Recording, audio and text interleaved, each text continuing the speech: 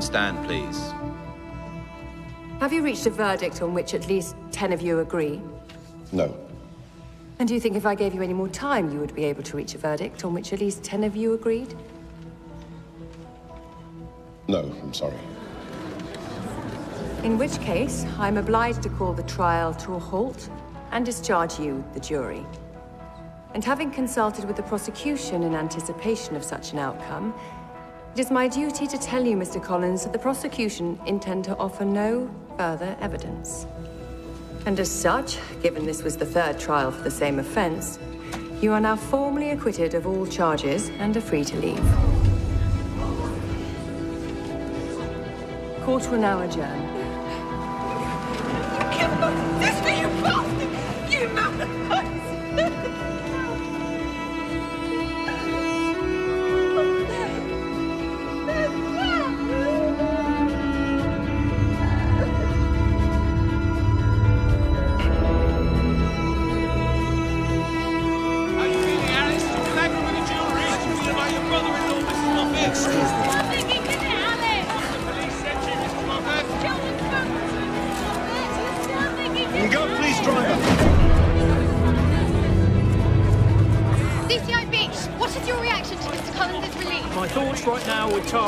Family, her mum, her dad, her sister. Do you have any new leads? We'll be reviewing all the evidence we have. Excuse me. Are there any other suspects? Will, are you looking for anyone else? No, we're not looking for anyone else.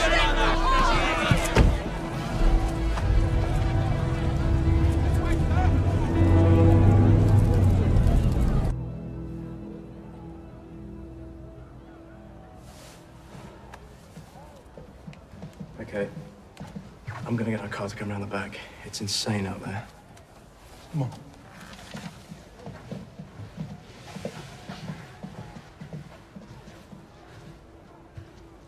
David? No. No. Dave! Dave!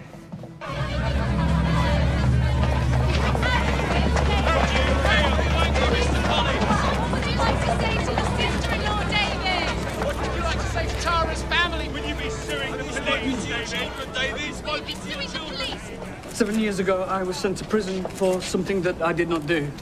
For a terrible crime that I did not commit. Overnight, I lost my wife. I lost my liberty. And most importantly, I lost my kids. Why? Because of the Forensic Science Service's criminal negligence.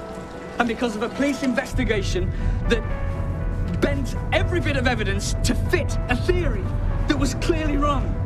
And more important than that, much worse, was that ordinary people lied. They lied for their own ends. And if they're watching this now, then I want them to know that I will expose them. I will expose them for what they have put me through.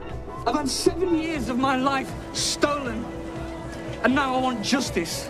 I want my wife's real killer found. I want those that lied brought to book. And I want my children back. Thank you, ladies Where and would gentlemen. you live, Mr. Collins? Would like to get home. thank you. No more questions. Excuse me. Thank you. Excuse me. No more questions.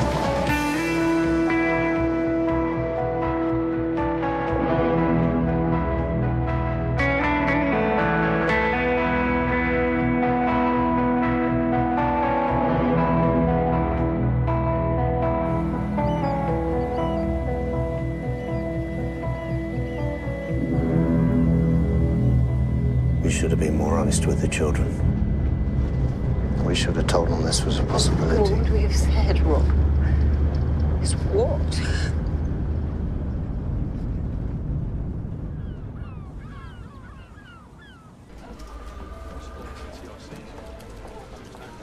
It's not just a question of having an open mind, DCI Beach. We have to be seen to have one. It was a stupid thing to say, obviously. It's just we all know he was released on a technicality, so... I've never worked on a case that explored more possibilities, sir. There was no one else. It was him. Well, I hope so. The public hardly need another reason to distrust us, do they? Which is why I know you'll understand my need now for a fresher pair of eyes.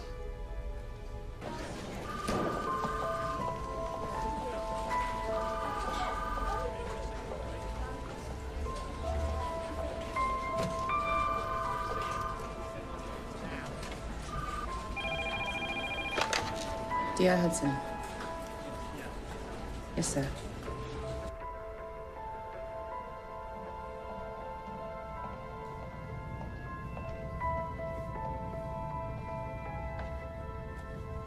No. It's all right, darling. No. Why, Mum?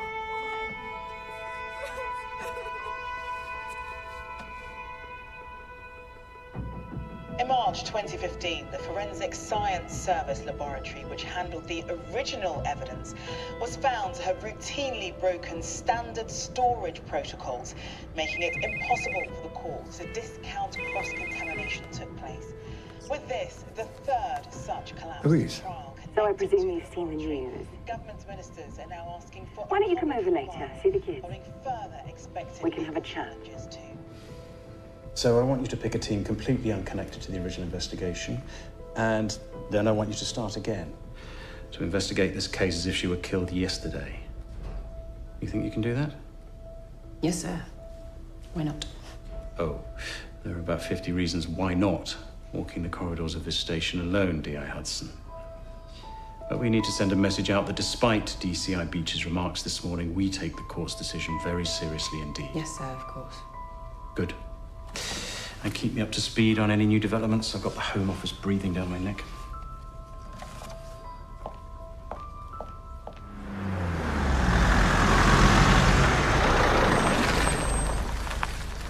What about the other evidence? Well, in the end, the jury must have decided that the other stuff was just too circumstantial.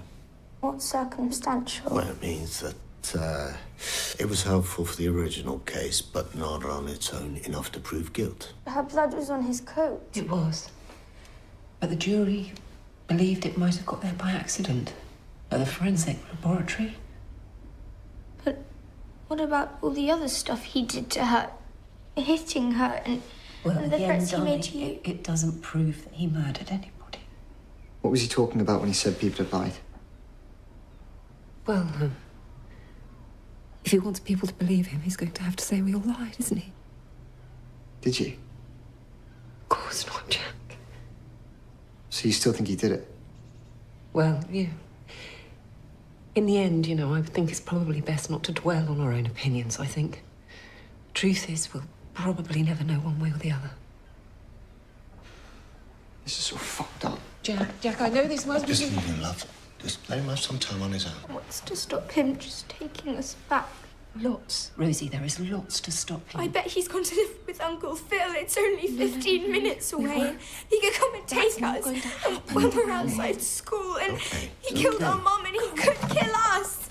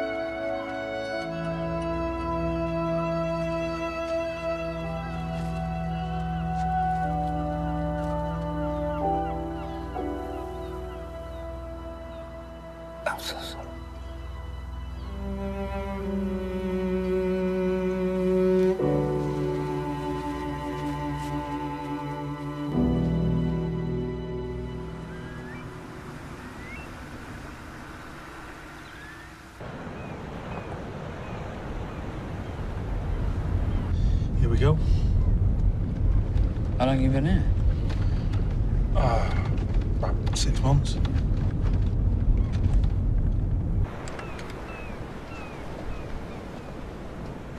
Well, the old place was too big, really, and, well, your case took up a fair amount of time. Both gave me the excuse to chuck in my shite job and, well, to take one that I actually enjoy, for which, my dear brother, I am eternally grateful.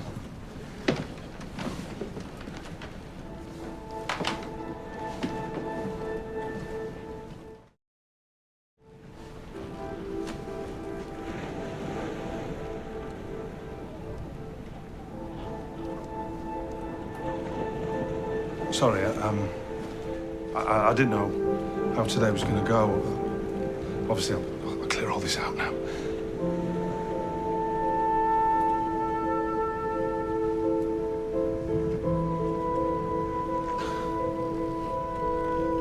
Phil. Shut up. I don't know how I'm ever going to be able to thank you. You would have done the same for me. Nah, I bloody wouldn't have.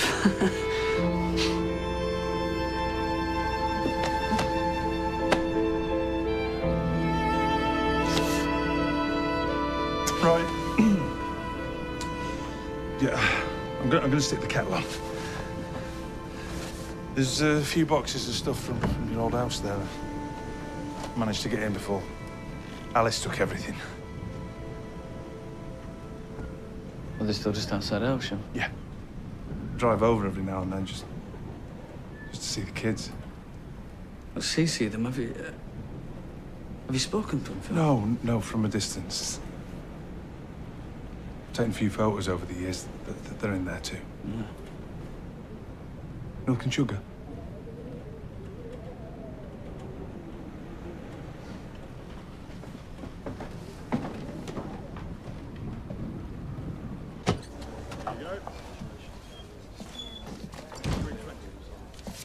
Hey.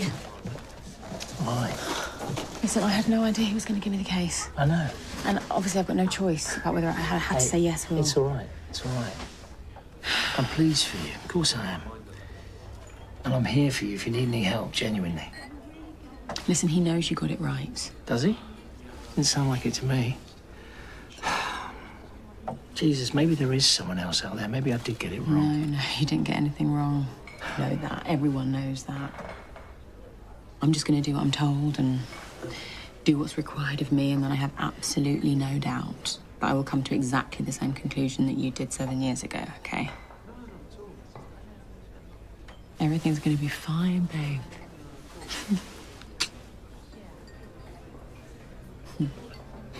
Look. These arrived this morning. Wow. I thought maybe we could have a look over the weekend. Okay. If you're about. Yeah.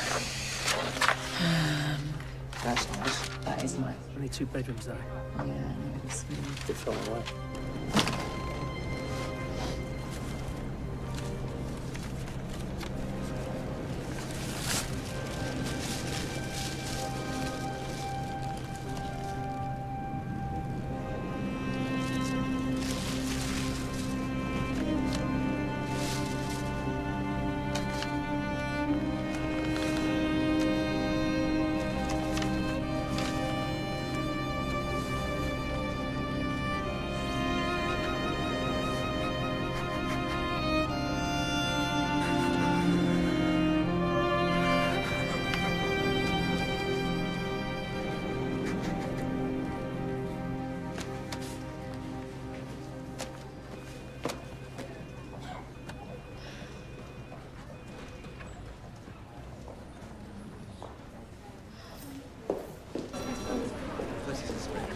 Steve, Mary-Louise, can I see you both in here, please? Graham, can I see you as well?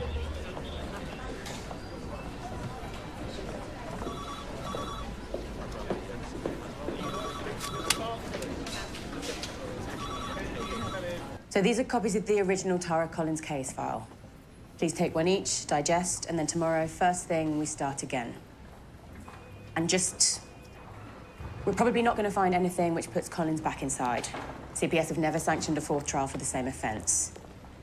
But What we might find if we give this our very best efforts is evidence which proves conclusively this time what actually happened that night. And I think we owe Tara's family that, at the very least. Okay. Thanks, guys.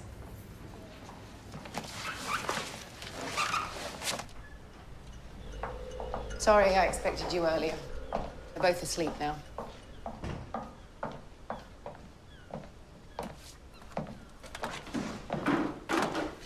Took me back watching all those news reports.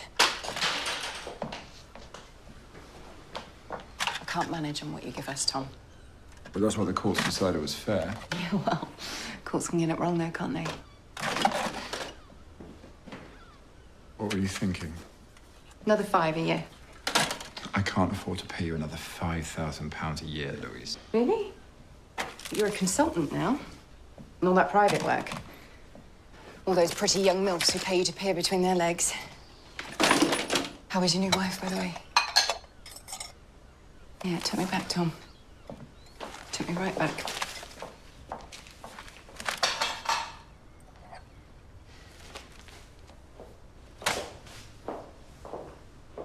Yes, I'm sorry to say that in certain circumstances, special guardianship can be revoked.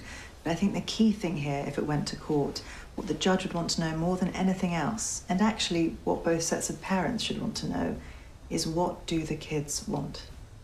Well, they want to stay with us. Of course they will. Okay, so you've already spoken to them about this?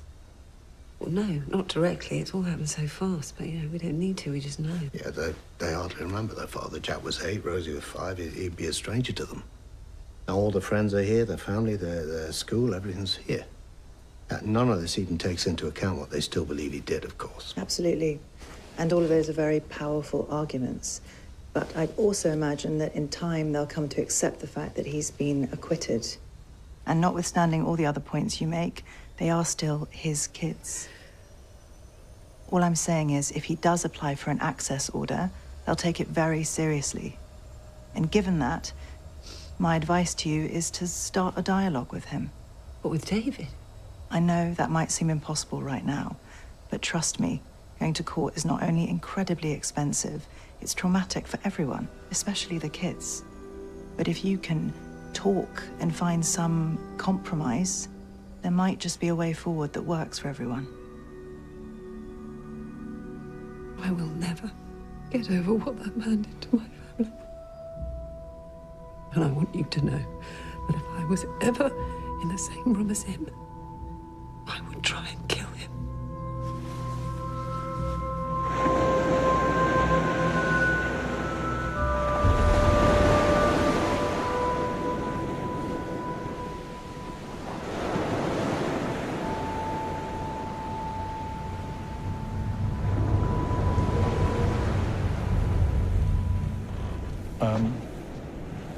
I'm going to nip down the shops to get some grub.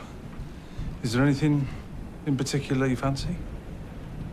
Can I go? Of course you can.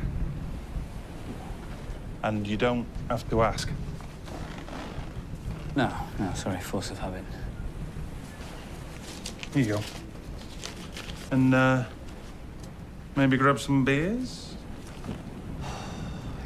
Oh, and I got you this. It's, an old one of mine, but should be okay. I've stuck my number in it and your lawyer's. Right. I'm going to pay you back, Phil, for everything. I swear. Eva, I'm so sorry. Traffic was mental. Thank you. I'll see you tomorrow.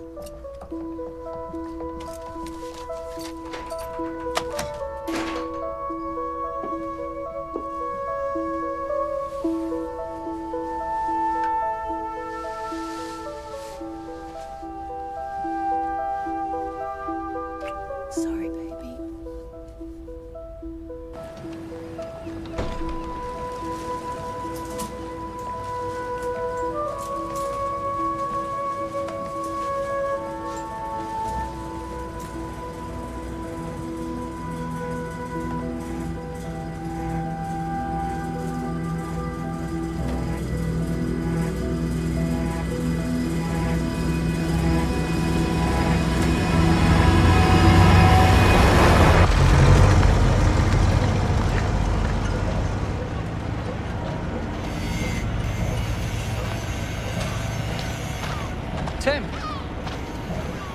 Tim, it's me. Dave. You all right?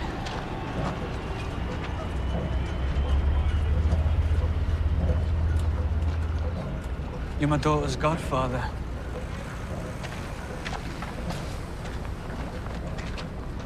You're my friend, Tim. I'm not your friend. You have no friends. Now fuck off back under that stone you crawled out from.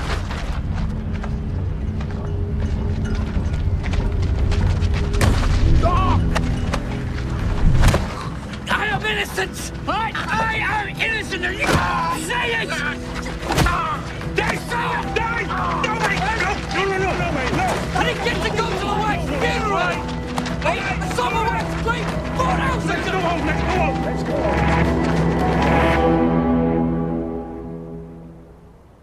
We wouldn't let him take you, Rosie. Either of you. You're safe here with Mum and Dad. Always.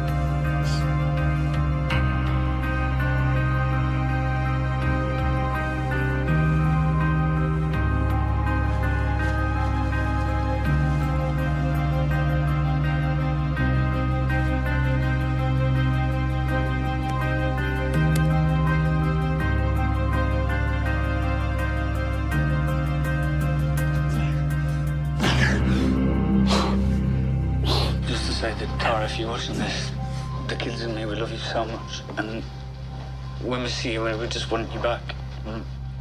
And if anybody is watching this and knows where she is, contact her. I just want her back with her family. So, we love you very much. Thank you. Mr. Collins won't be answering any questions at this time. Thank you very much.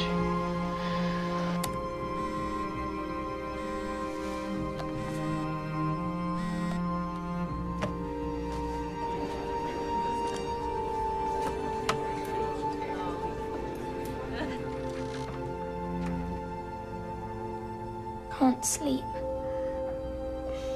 Come here.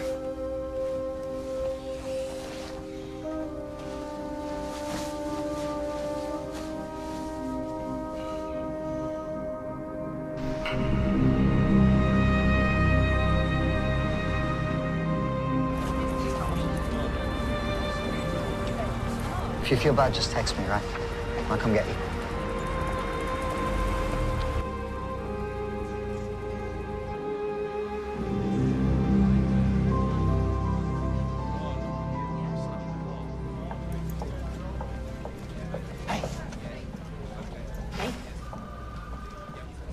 Weren't you last night? I gave you a call. Well, my phone was on silent and then it was late. You know that three-bedroom Ripley? Perfect. Yeah, that was the one I liked. Yeah? I could get a transfer to Banham. You could stay here. It's only a 10-mile commute for each of us. Yeah. Great. So, shall I arrange a viewing? You around this weekend? Yeah, perfect. Great. Hey, anything you want me to go through with you? No, I'm good. Thanks, though.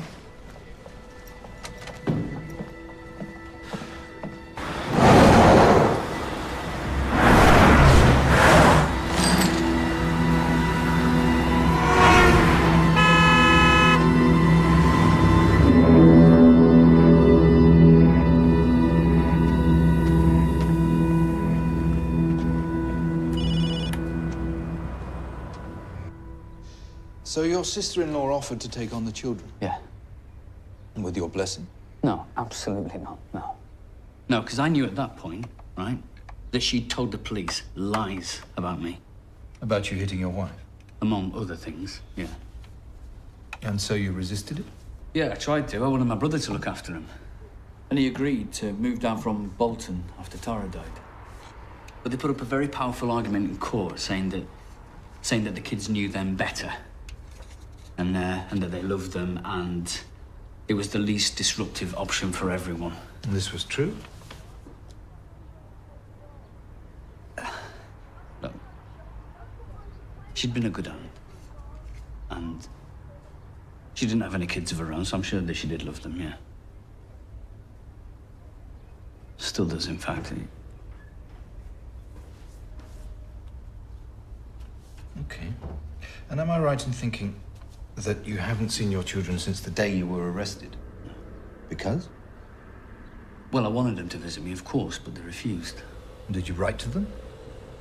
Yeah, I did, at first, yeah. And did they write back? I got a response to my first letter from my son. Right. Which was understandably very angry. Okay. I only ask because in terms of the court, they will think that 7 years is a very long time for a child not to have any contact with a parent. They've lived longer without you than with. And you just need to be aware that they will consider this. But they are your kids. And on balance, I still believe that the courts would say you have a right to see them. Yes. But what would actually be better is if we could open a dialogue with the guardians. If both sides start talking, we could resolve the issue without getting the courts involved at all. Speak with Alice. Yeah. How do you feel about that? But if I was in the same room as that woman, I don't think that's going to be a possibility. It's very clear to me that David Collins remains the most credible suspect. We know the blood on his coat was his wife's. We have the sister's testimony that there was a history of violence from him towards Tara. We have a witness who heard a woman's scream coming from the direction of their house at approximately 11 p.m. And we know that Collins lied about his friend Tom Wilson being at their house until 11:30 that night.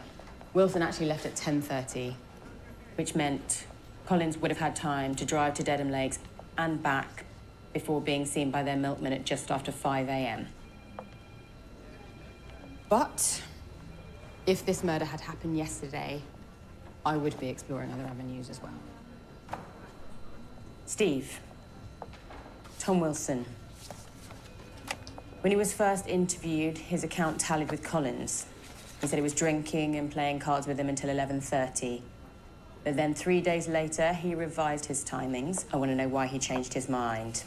Mary-Louise, you and me are going to look at Collins again, but also Alice Moffat.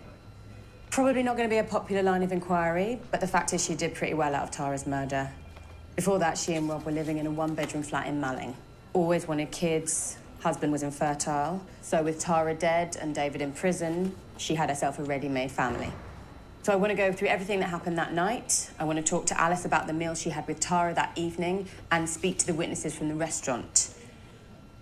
Lastly, just let's do ourselves a favor. None of this is going to play well out there. So until we're obliged, let's just give all information out on a need-to-know basis. Great.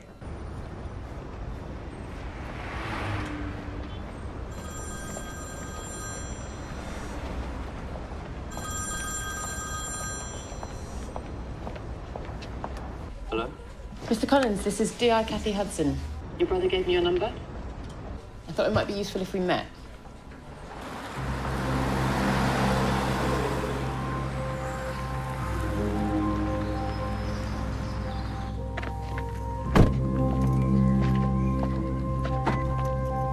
The Collins case? Yeah. What on earth could Tom tell you about the Collins case? Why is he around? He's doing a lecture tonight. Oh, okay. Well, no problem. I'll just give him a call then. Have you got his mobile? Give me yours and I'll get him to call you. So how long have you two been married now, then? 2 years. Oh, and he never mentioned that he used to be David Collins' best friend? I'll get him to call you. Thanks for your time.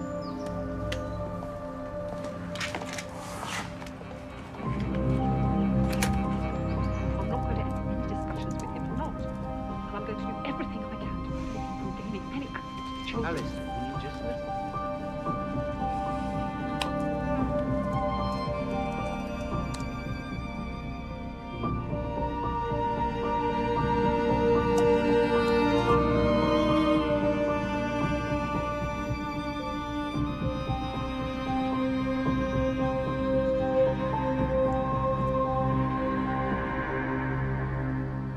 What about what the kids want? Well, we already know what Rosie wants. We know what a very confused 12-year-old girl wants. No, she's terrified of him, Ralph. Yeah, of course she is, because of everything she thinks she knows about. What do you mean she thinks she knows? What does that mean? No.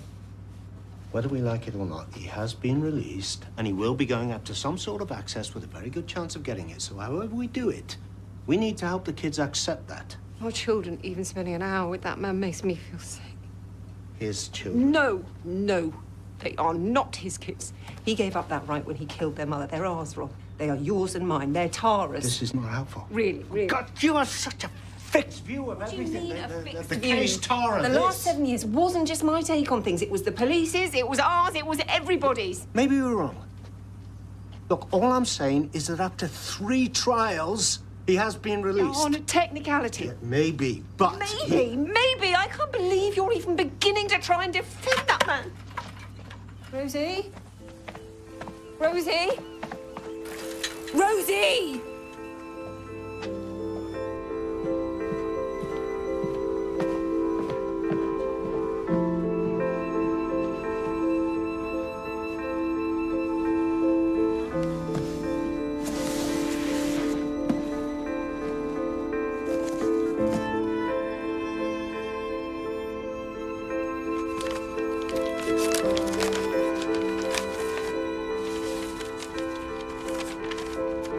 Jack, thank you for your letter.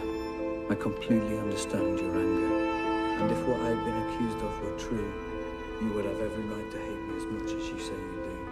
Please believe I am innocent. All I can think of is the day you released.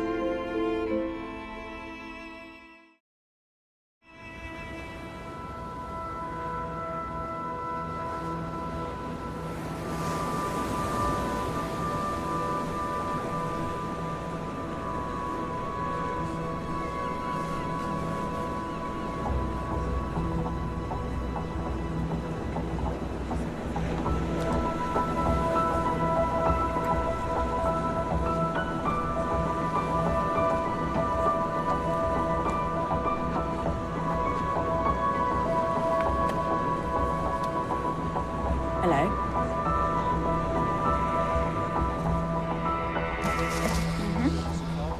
And when exactly did Agatha Wachowski stop working for you?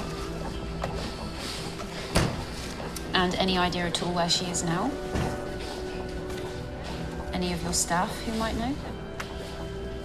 No, I do understand. You get a lot of churn with immigrants, but worth asking, maybe. Okay, tell you what, how about I drop by right now and interview them all myself? Yes, I'll hold. So, do you still think I killed her? Yeah. On balance, I do, yes. But there are some gaps in the original investigation which I want to look into. And I intend to find out the truth. If you think that'll be good for you, you'll help me. If you don't, you won't.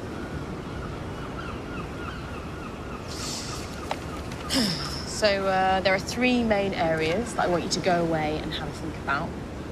Firstly, and most importantly, can you think of anyone who would have maybe wanted to hurt Tara? So I want you to think about her behaviour in the months leading up to her death and ask yourself, did anything odd happen? Maybe something that's occurred to you since the original investigation, which might help us. A fractured cheekbone that she suffered 3 months before she died.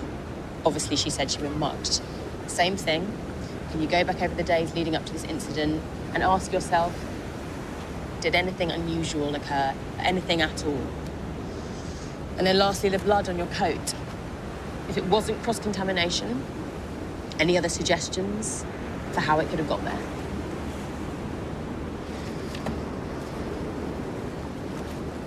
It's my card. Call me anytime, night or day.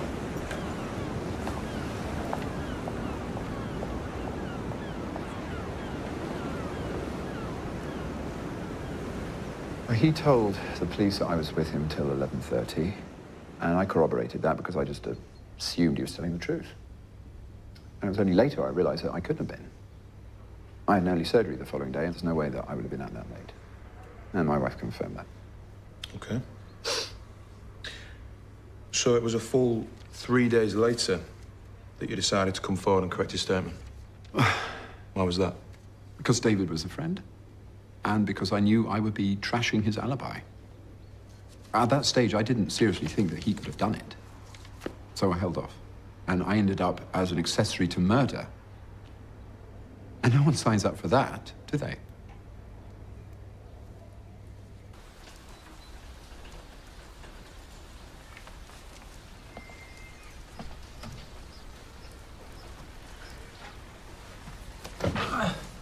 There you go, sweetheart.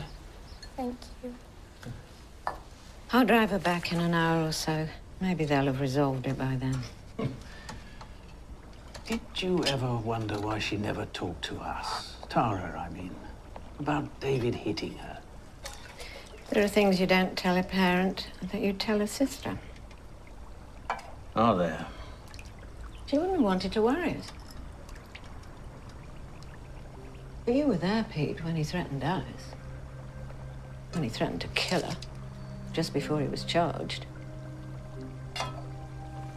We both saw that, didn't we?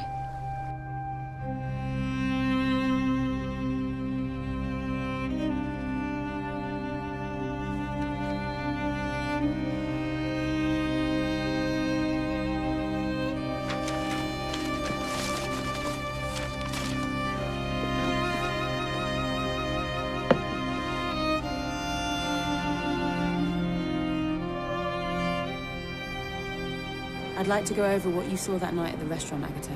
I said all this 7 years ago. I went through everything then. I just need to clarify a couple of things. Do you remember if they ate? No. They eat nothing. They drink. All night, very drunk. Particularly her, the older one. Alice? Yeah, Alice. And what was their mood? Very good spirits. Laugh, laugh, laugh, till last 20 minutes. And shit, nasty roll until they leave. I have here, you said they're in good spirits, laughing and joking all night. Not all night, the last 20 minutes. And the other woman working that night? Sylvie. She didn't mention anything about a row. Sylvie was on a different section.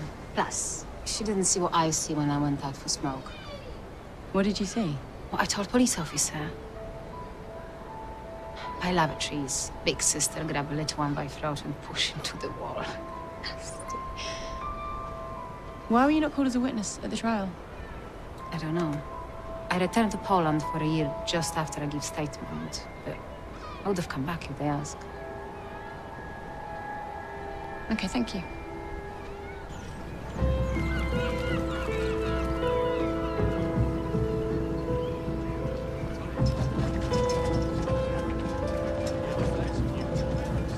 Phil? Quick work, mate. All right, how's trip? Yeah, all good, mate, all good. But I just wanted to say that, well, you're not going to be doing yourself any favours, fella, letting him stay at yours. No one's got a problem with you, and we understand that he's, well, you know, his family, but, well, he'll have to find somewhere else to live. He'll live where he wants, mate. It's free country, last time I checked. He needs to leave, mate.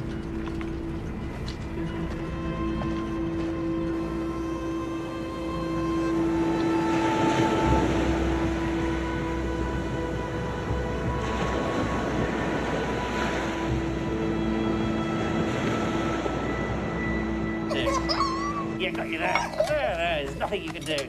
Nothing you can do.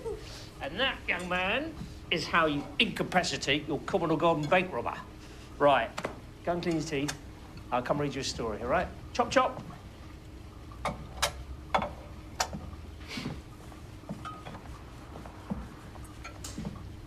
Oh, you know what? I've just remembered. We did actually try and get hold of her, but she came from some arse end village north of Gdansk, and we never managed to track her down. I mean, obviously, for her statement of being key, we might have tried a little harder, but... Right.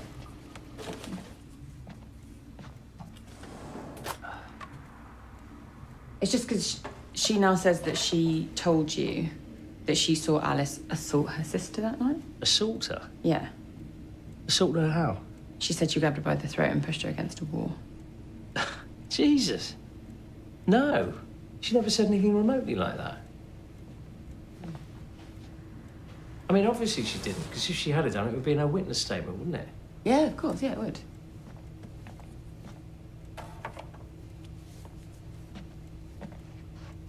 I'm just wondering why she'd say that to me. I don't know. Maybe she remembered it wrong. Or maybe she's got some agenda we don't know about. You tell me. I don't know. No idea.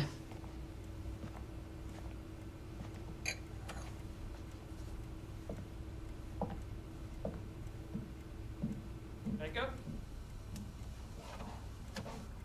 Jack, Rosie, supper.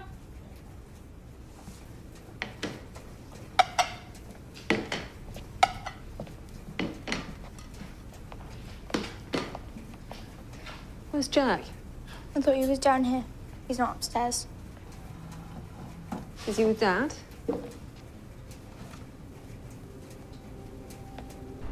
Rob, have you seen Jack?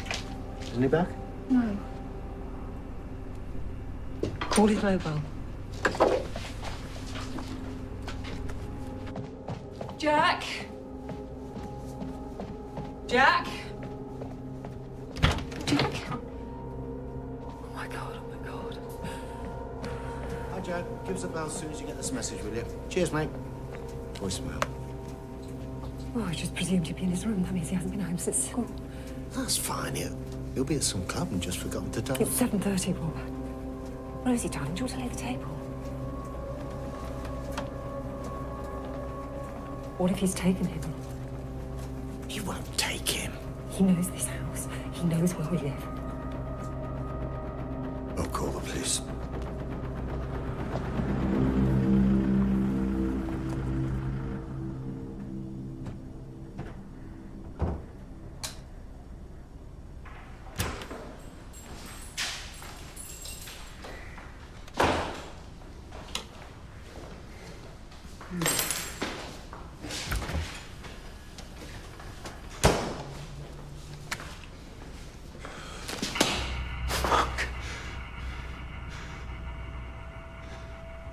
Hello, mate.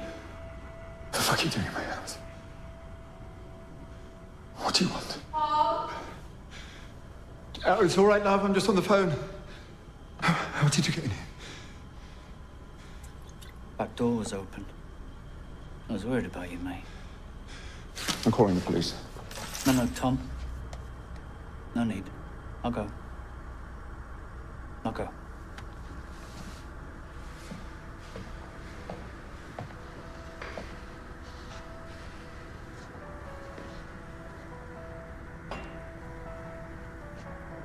Just wanted to see you, mate. And I wanted to ask you. Were you just fucking my wife? Or did you kill her too?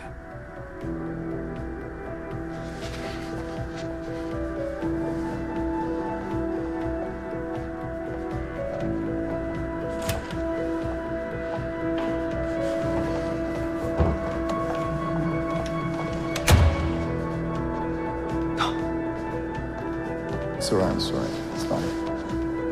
Fine. It's fine.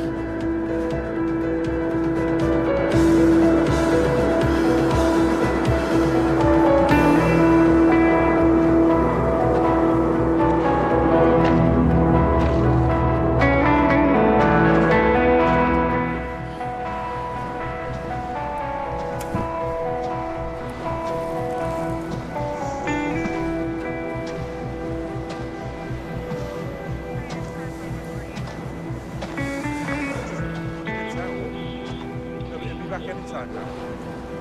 I'm sorry, sir. This is Dad. Why are you taking me? I don't understand what the problem is. Get in the car, son. I haven't done anything wrong. Jack? I just want to see my dad. On your head. Jack? No, wait. Wait, please! Jack! That's my son! Jack! Jack!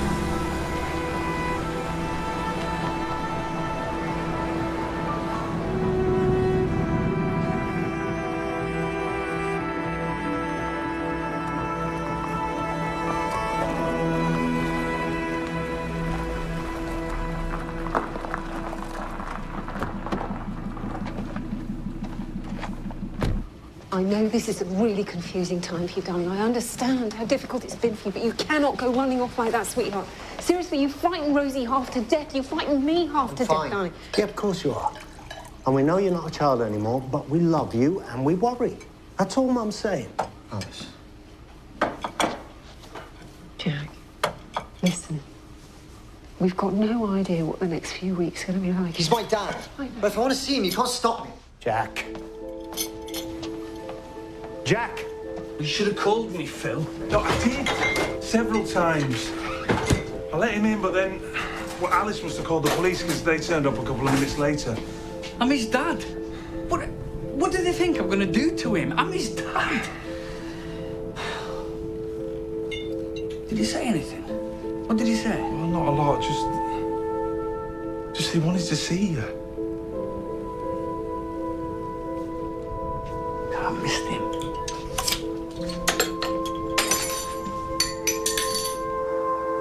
David Collins is a sick man. I don't know how many more ways I can say it. He was your best friend. Well, right up until he beat his wife to death and dumped her body in a lake. Look, they may have let him out, but we all know he did it. And anything he says now, any accusations he makes, are just the delusions of a guilty man. Trust me. What if Wilson calls the police? I didn't touch him, Oh, Phil. yeah, but you thought about it. He was sleeping with my wife. Oh. My best friend was sleeping with my wife. And then, something happened, I'm not sure what, but he killed her. We've been through this. He killed her. Dave, we've and then been through this. He framed me to cover his tracks, and that's what happened, Phil. Absolutely no proof of that. Not a single shred of evidence. No, you listen to me. I didn't spend 7 years campaigning to get you out so that you can chase shadows.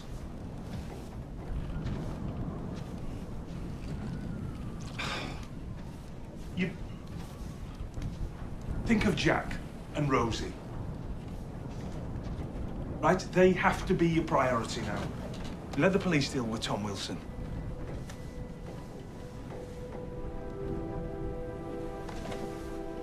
Come with me.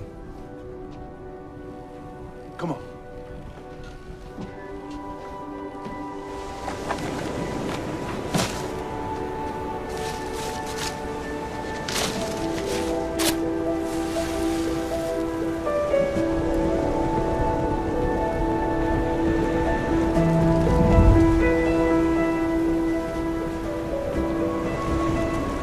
Look forwards, mate.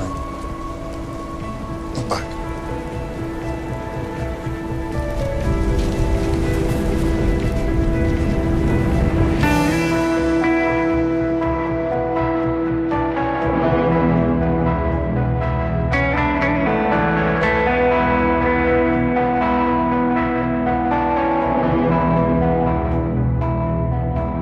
Cause of death was a single blow to the head. The shape of the wounds suggest we're probably talking about some kind of hammer. The lake was dragged repeatedly, but no weapon was ever found. So, Tara was placed in a sleeping bag and then wrapped in a tarpaulin, which was secured at both ends with a distinctive knot called a butterfly knot. This one here. And she'd probably still be down there if the diving club hadn't found her. So this was a meticulous job. And whoever did it was cold, calm, and collected.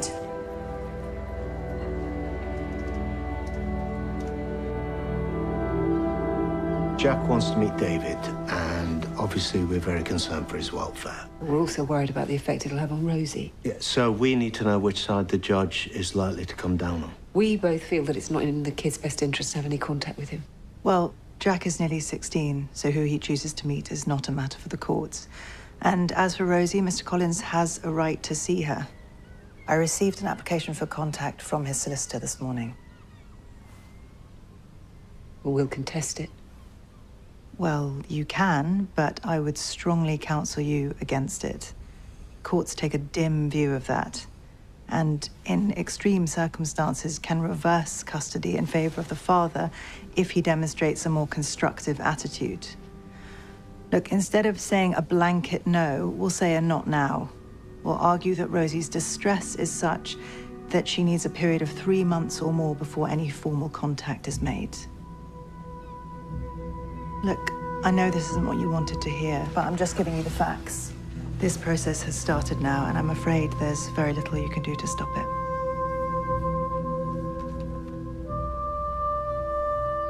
The application only takes 2 to 3 weeks, but the Moffats may try to delay things, in which case you could be looking at 3 to 6 months. Sorry, I'm not allowed to see my daughter for 6 months. Worst case scenario. 6 months? Be under no illusions. You're at the start of a long road. Even when contact is granted, you won't be allowed unfettered access. Initial meetings with Rosie will last no longer than an hour, supervised by a court-appointed volunteer. So, I have to prove to a bunch of strangers that I'm a fit dad? Basically, yes. Could you do that, Mike? Huh? Could you do that? Could you audition to be your kid's dad? In your position, yes. You could. If you can find the patience, there's nothing to stop you having a full relationship with both your children in time. In the meantime, there's no restrictions at all on non-physical contact. Twitter, Skype, Facebook. If I were you, I'd start there.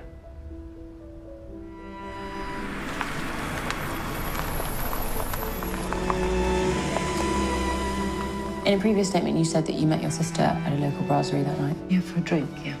And that you spent a pleasant evening together, and that you passed on good terms. Yeah.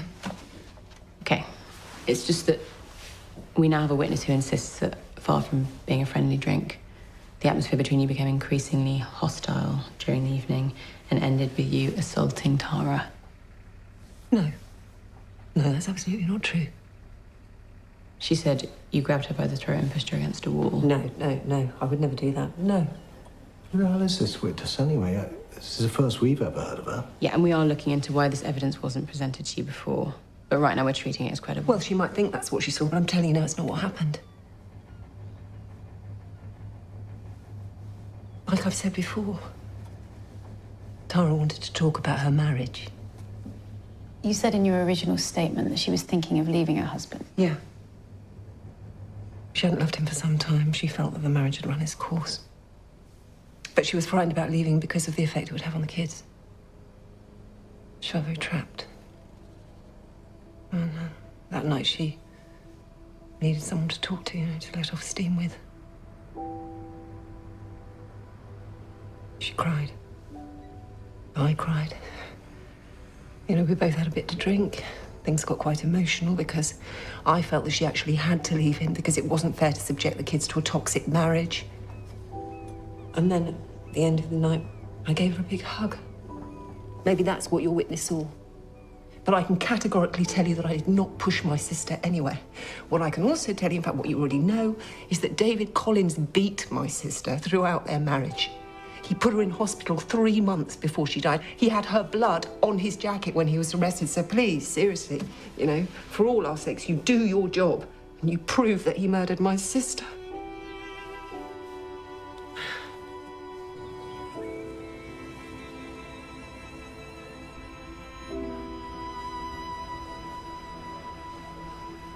Excuse me.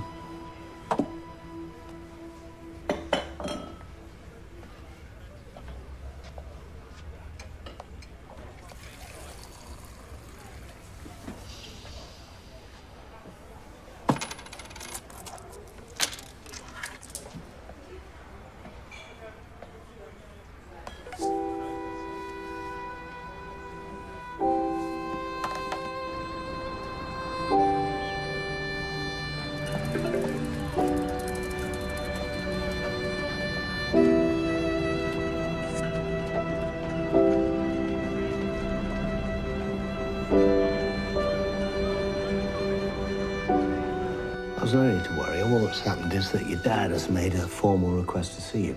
Nothing will happen straight away. Ultimately, it's up to you two how little or often you see him. The law's there to protect you. To protect us. Yeah, your dad's indicated that he'd like to see you as soon as possible. But we feel it's best if we wait a little while. Till everything settles down a bit, We're going to suggest that nothing happens for the next 3 months or so. Well, let's get to the end of term, and then we were thinking that we'd go away somewhere fun. Maybe New York? What do you think? Yep.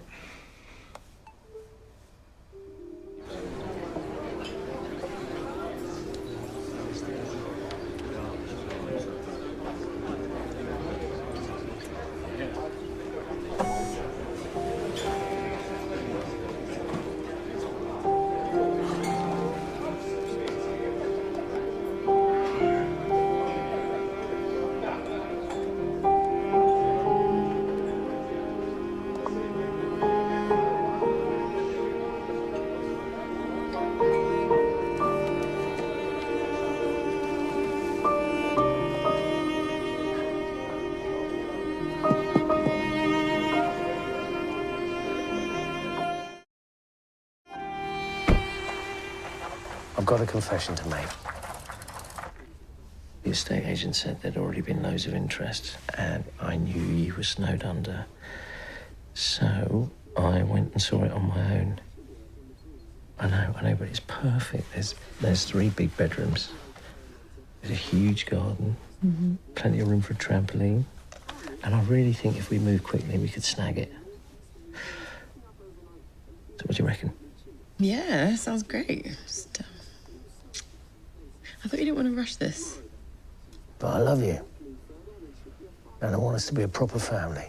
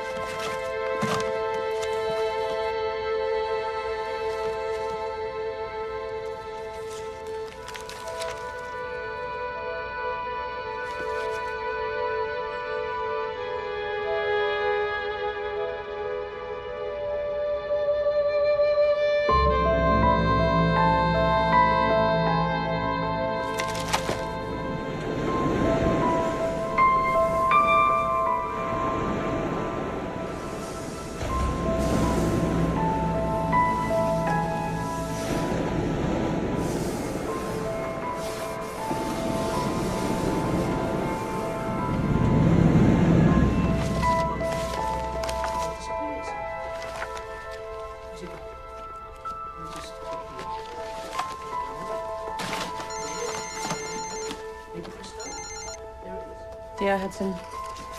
It's David Collins I'd like to meet.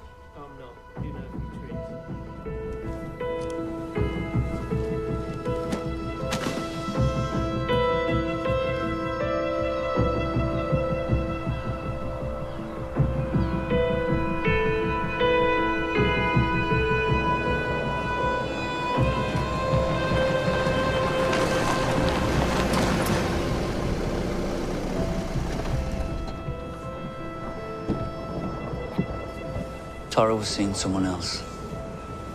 A year or so before she died, she went to a book group on Thursday nights. She hardly read at home, but she never missed a meeting. And then one day she just suddenly stopped going. She never said why. And I remember thinking at the time that she seemed really down. And this was about 4 or 5 months before she was murdered. And this was about the same time that Tom Wilson stopped coming to our house. So you're saying you think it was him she was seeing? Yeah, I am. And you think he may have had something to do with her death? Yes, because he lied.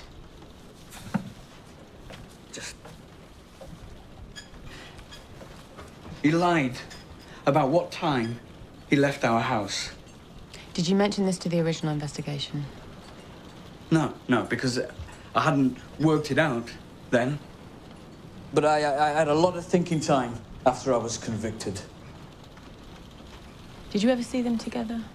No, not like that, no. You didn't find anything incriminating, like photos or texts or anything? Sorry. No, sorry.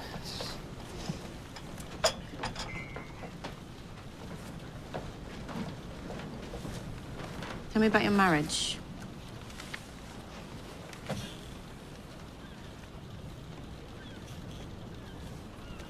Well, to start with, it was normal.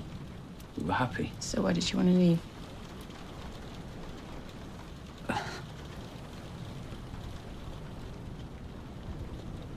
I think in the end she found me limited. I think she wanted something more. With a rouse? Yeah, of course, yeah. Towards the end, yeah, we did. Did you ever hit her? No. No, I have never hit a woman in my life. Was she going to take the kids? Did you discuss that in the days leading up to her murder? I don't remember. Alice Moffat described your marriage as toxic. She said you beat Tara, you were violent, you were domineering. Yeah, she's lying. Why would she do that? What do you ask her? If I were you, I wouldn't believe a single word that bitch says.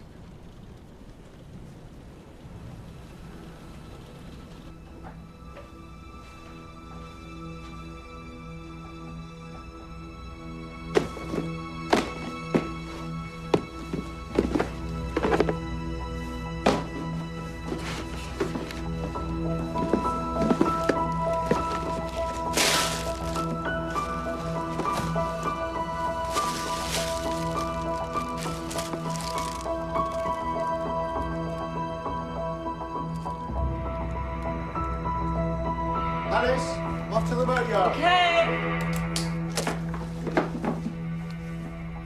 What did Mum say? She's not happy, but I'm still going to see him. Are you nervous? A bit. What are you going to say to him? I have no idea. Look, no, it's fine. I'm going to be a couple of hours and then I'll be back, all right? Promise. Well, let's go.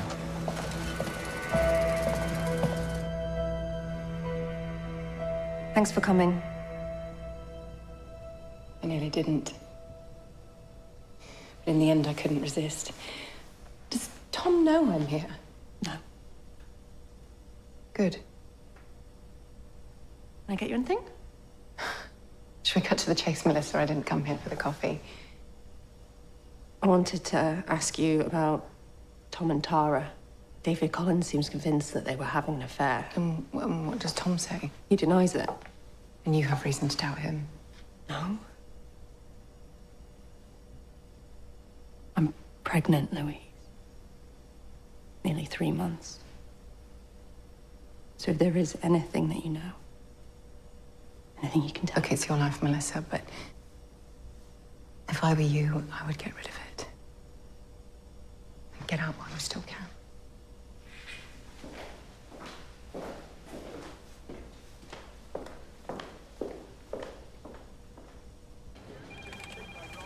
I want us to have another look at Tara Collins' mugging. She presented at A&E with a broken cheekbone. She said she'd been attacked in the street. I'm not convinced. There were only 3 other assaults reported in Exminster that year. All of them were teen-on-teen crimes. You think she was lying? Well, it was 3 months before she died. Maybe she hadn't decided to leave Collins at that point. Maybe she was covering for him. But he was convinced she was having an affair with Tom Wilson. What was your interview with him like, Steve? He seemed pretty kosher to me. I chatted with his PA and went over his diaries. He did have an early surgery the morning after Tara Collins disappeared. And I felt it was very credible. I suspect he did leave when he said. All right. Can you check all hotels within a 5-mile radius of Exminster? We're looking for credit card payments, hotel reservations in Tom Wilson's name, anything to suggest he might have been having an affair. Yep. In the meantime, I'm going to talk to the neighbour about the scream she heard that night. What have we got on Alice and Tara? Everyone I've spoken to says they were close, but I've checked their phone records and it's a bit odd. Sometimes they chatted 2-3 times a day. Other times they would go weeks, even months without communicating at all. Get a warrant for the content. And can we have another look at their finances, their lifestyles? Tara was younger, but she had the big house, the kids, the money, and that caused tension between her and Alice. But this mugging, I think it's key. Someone attacked Tara Collins in the months leading up to her death, and I want to know who that was.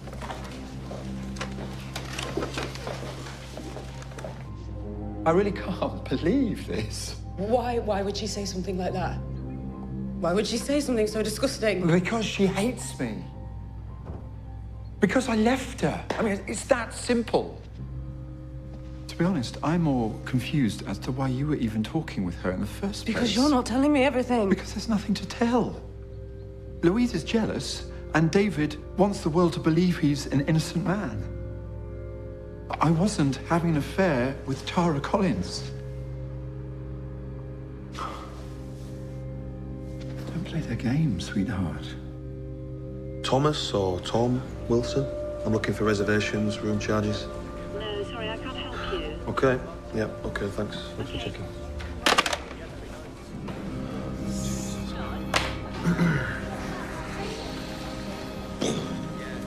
My first instinct was that it was a fox. It's only later I realised it must have been a woman's cry. Right. You didn't mention that in your original statement, that you thought it might have been a fox. No. The officer told me that wouldn't be helpful. I see. I didn't want to let him down because he'd been so kind and so attentive. Okay. Can you remember his name, the officer that you spoke to?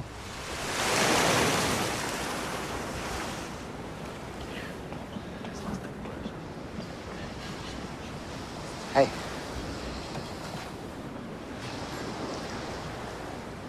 Sorry, I thought you... I didn't see you. I thought you were going to come in through there. It's just...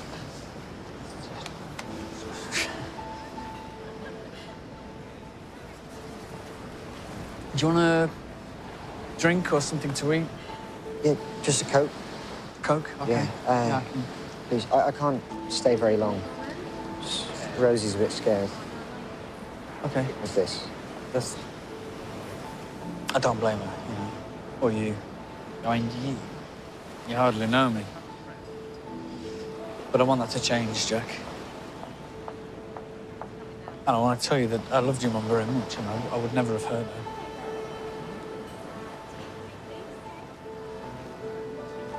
And, I'm not who they say I am.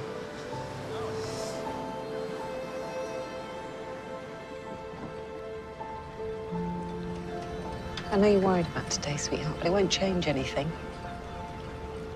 Rob will always be your dad in every way that matters, and I'm still your mum. We love you, darling. And we'll always, always look after you, no matter what. Okay?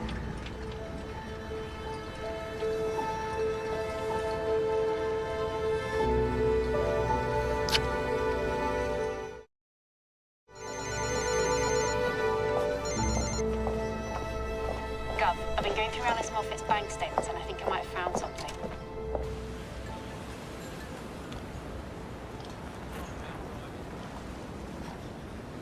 School okay? No, it is what it is. Yeah.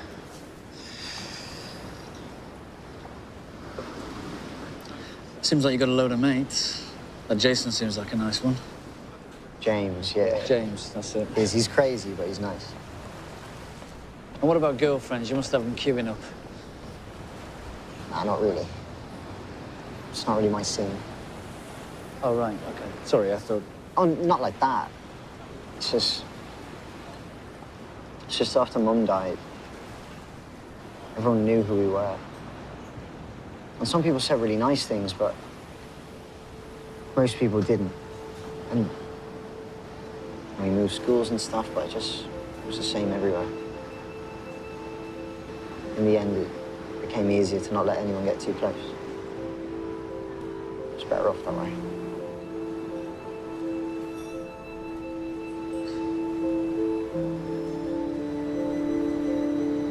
I'm sorry, Jack.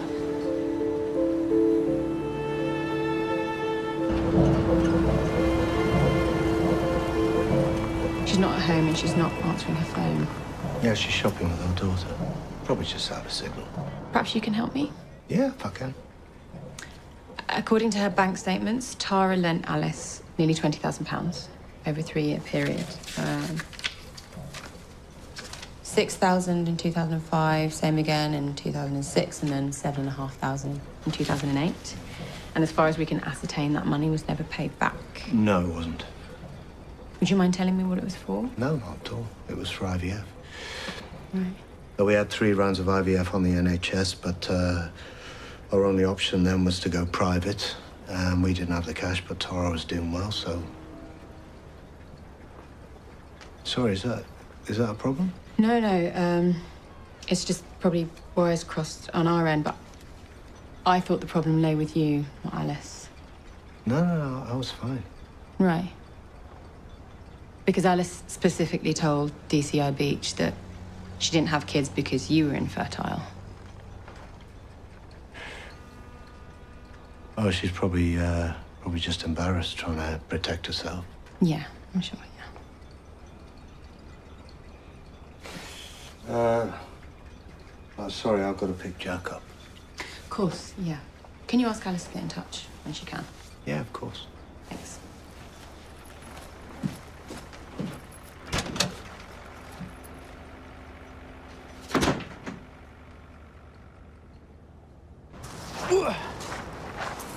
Must have been 10 years since I was last here. Yeah, me too.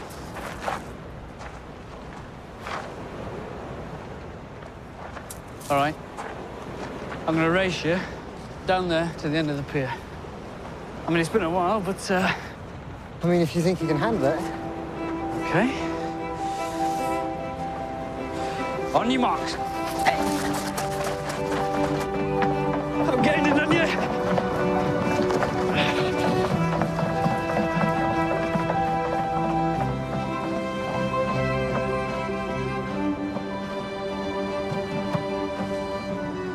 I used to let you in back then as well. There you go. Right, careful. All right.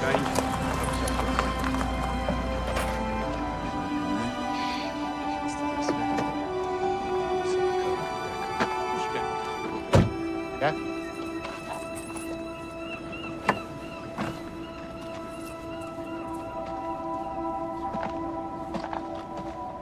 Okay? Yeah, good. Thanks, Dad. Aye. Rob?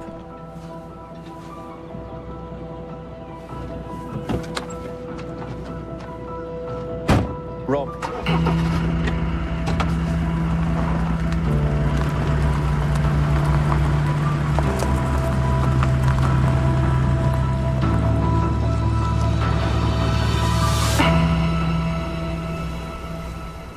You should have seen the look on his face. What were you expecting? Jack was standing right there. Maybe that was the point. You know, Rob's been a dad to Jack for nearly 7 years. He's not going to want to give that up easily. But by the looks of things, he's made a pretty decent fist of it. No, all I'm saying is you might want to think about what you owe Rob and Alice, you know, what unites you. I don't owe them anything. They stole my kids from me, Phil. No, they did what they thought was right. And there's no point getting angry about things that you can't change. Well, that's easy for you to say. You're not the one that's getting stared at and threatened. Hey, and I understand that. Do you? I'm the one that's got the life sentence, Phil, not you. You might want to remember that.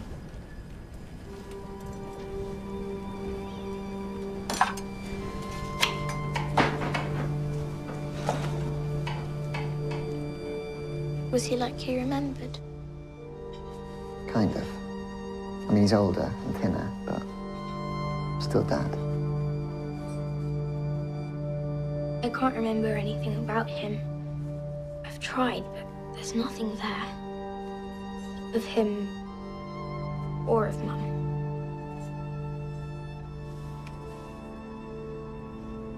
No, it's Wilson.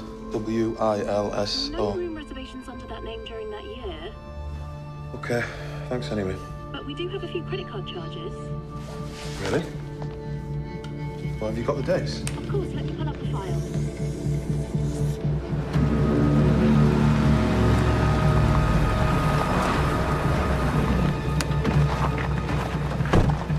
You two with me. Warrant to search the premises. Study upstairs, is it? What the hell is this?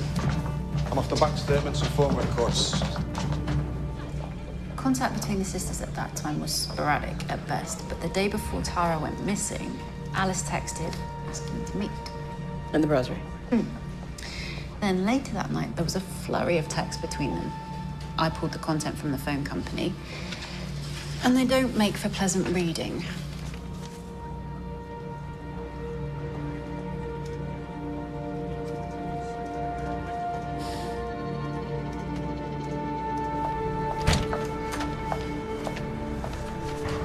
What have you done? What are you talking about? All that bullshit about conducting the most thorough investigation of your career. When actually, you just twisted the evidence to fit your first theory. David Collins, guilty. What are you talking about? I'm talking about you failing to mention the fight between Alice and Tara, pressuring an elderly witness into hearing a woman scream, ignoring text messages sent by Alice to Tara the night she was killed. Read them, Will. Alice calls her sister spiteful and heartless and accuses her of ruining her life. And then hours later, Tara is dead. Read them! I don't need to read them. You're smart, Kathy. You're way smarter than me, but you are naive. Every murder case I've ever worked on, and I've worked on a few, there are inconvenient bits of evidence that on first glance seem to challenge the real story. No, let me finish. Oh, my God. Now, in a decent world, in a fair world, these would get presented at court. They'd be examined, considered, and then dismissed as irrelevant. But we don't live in a decent world. And if I'd let these be used, the defense counsel would have had a field day with them, manipulating the court, creating a completely unreasonable doubt in the minds of the jury. And then a guilty and very dangerous man would have walked free. But if you genuinely think that what I did was wrong, if you think it was somehow immoral, fine. Go to Hillman, make a formal complaint, and then you'll find out just how naive you really are.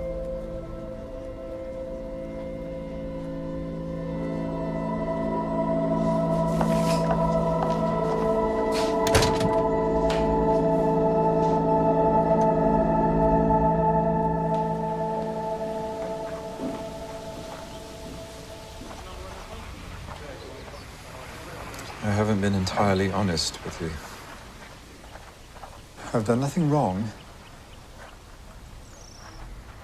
But I was in a relationship with Tara Collins. Melissa, please, wait. Look, just come into the house and we can talk. Get off me! Please, don't do this. But think of us. Think of our family. We don't have a family.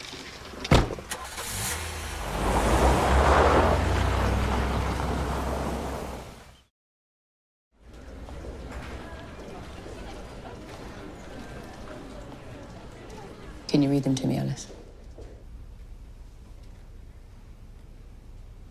I don't want to.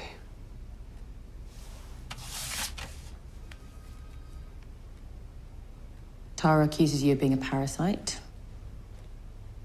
You call her evil. Okay.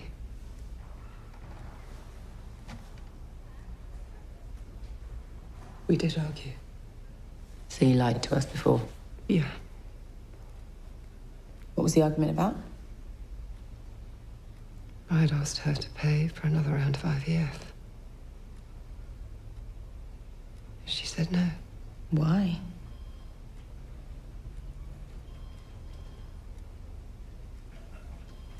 She said she was tired of throwing good money after bad.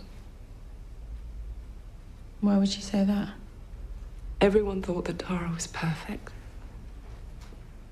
But she could be a complete bitch. Did you attack her? Did you grab her by the throat outside the brasserie? I regretted it straight away. I tried to apologize. Did Rob know about this argument? No, absolutely not. Okay. We'll leave it there for now. But we're going to need to go through all your movements that night again. From the moment you and your sister parted, okay? I did not kill my sister.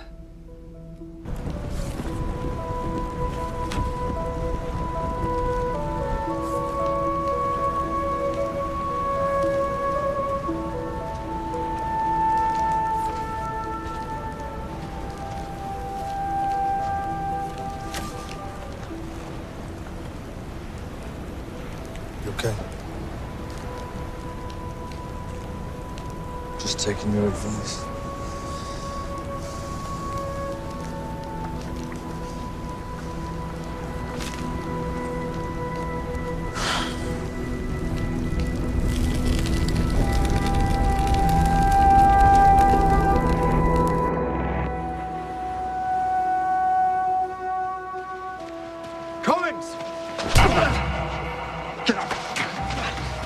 What have you done to me?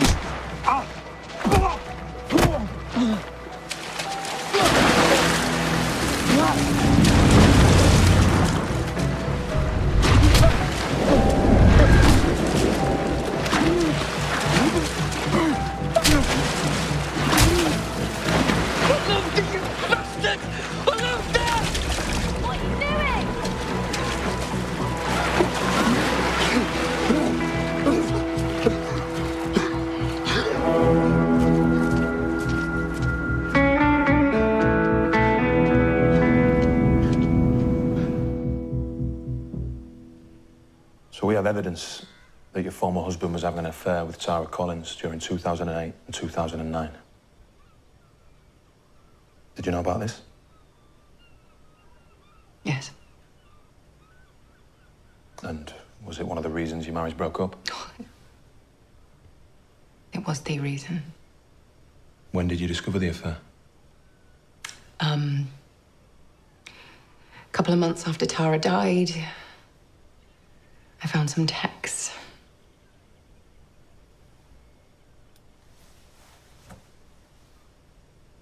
On the night Tara died, were you with your husband between the hours of 11 and 5 a.m.?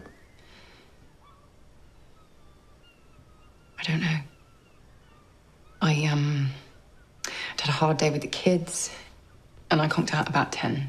I didn't wake up until 7, and he was in bed then. But I've no idea what time he got home that night.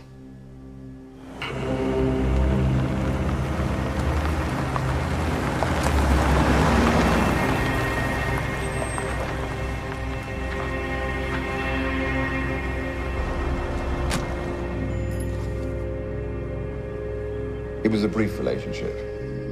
No more than a few months, and one I regretted as soon as it started. Why? Well, because she obviously wanted much more from it than I did. What did you want? And to me, it was just a physical thing, which was exciting for a time, and then it wasn't. And Tara, do you think she loved you? Yeah, I think maybe she did. Did she tell you that? Yeah. And she thought you felt the same? Well, maybe. She was used to getting what she wanted in life. So you ending it would have been difficult for her? I suppose. We have records of her making a number of calls to your mobile, your office, and your house in the weeks leading to her death. Was this her trying to get you back? Yeah. And what did you say to her? Well, I just reiterated that it was over. And you only spoke on the phone? No. No, she had come to the hospital, wait outside my house. Did you speak to her in person on those occasions? A couple of times, yeah. I imagine those exchanges would have been pretty heated. Well, from her side, yeah. Not yours? Absolutely not. All I ever did was defend myself. Physically? I tried to make her understand that I would never leave my wife. And then one night she just went for me. Punching and kicking, and I threw out an arm to fend her off, and accidentally I caught her in the face. But I never meant to hurt her. Where in the face? Her cheek.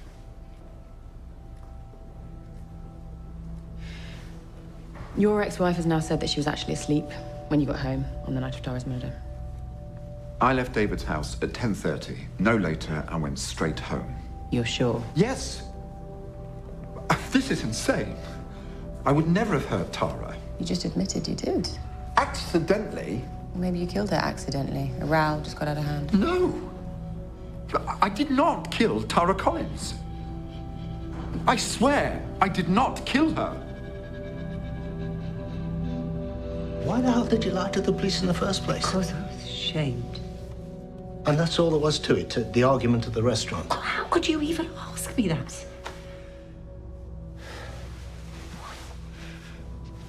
So what happens now? They want to see me again. Oh, Jesus.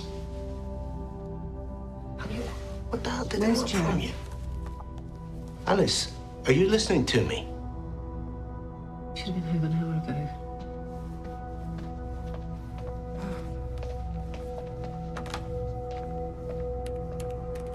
Oh, great. You want to add snooping to our list of misdemeanors?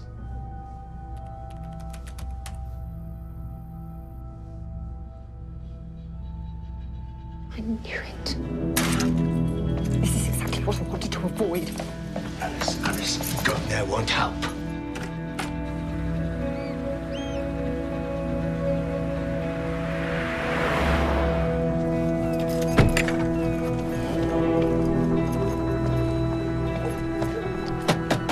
Jack!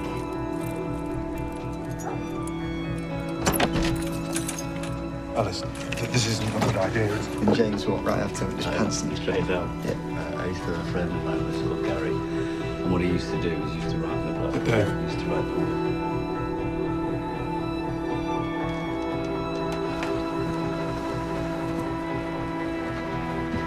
Get in the car, Jack. Now. Yeah, perhaps you should go, mate. It's getting late. Yeah, you should.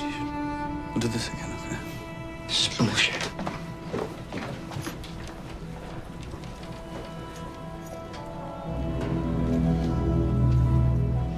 You can't stop him coming here. You won't win this fight, Alice. I will see you in hell before you take my children away from me.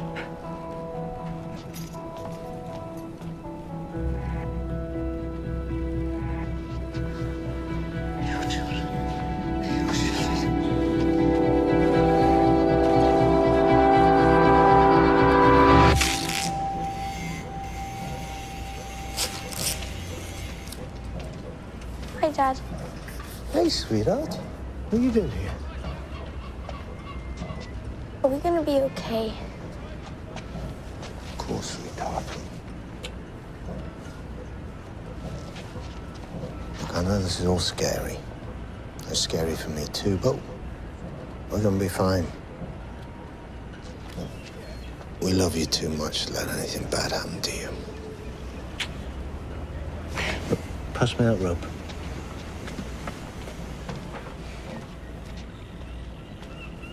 Give me a hand. Spread your fingers. What is it? This is like our little family. Pull that. Go on, pull.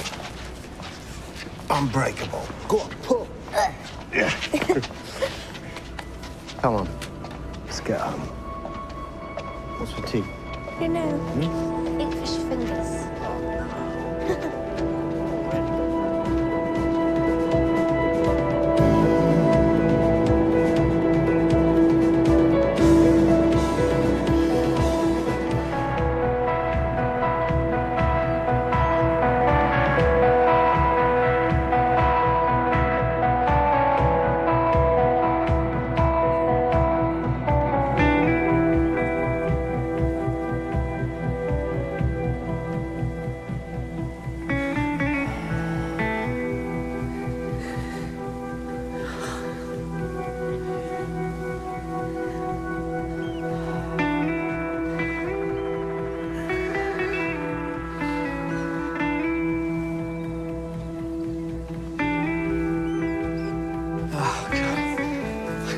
Come on, old man.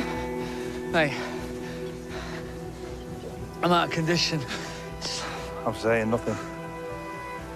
Just the last time we did this, I was actually sick trying to keep up with you. Nape's Needle, we never climbed that, did we? Still got all the gear in the shed. All right. When we get back, I'm gonna put a date in the diary. Huh? Deal? Deal. Good. Last one to the top bites the beers. No. Come on.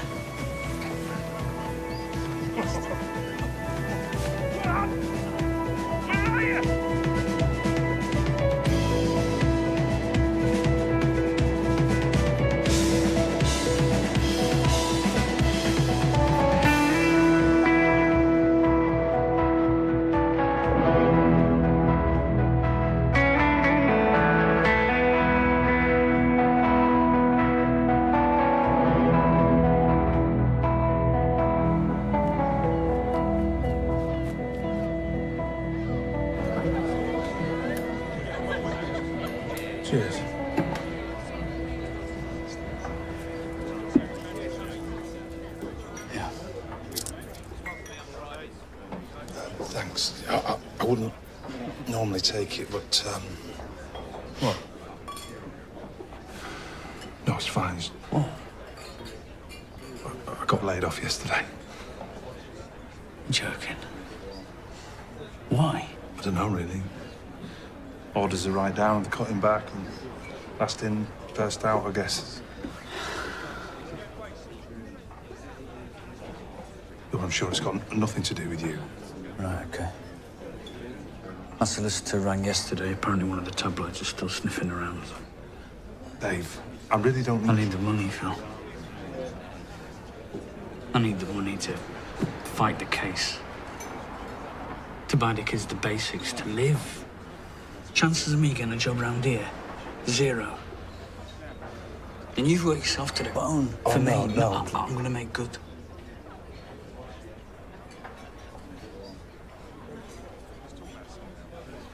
I'm going to meet the guy.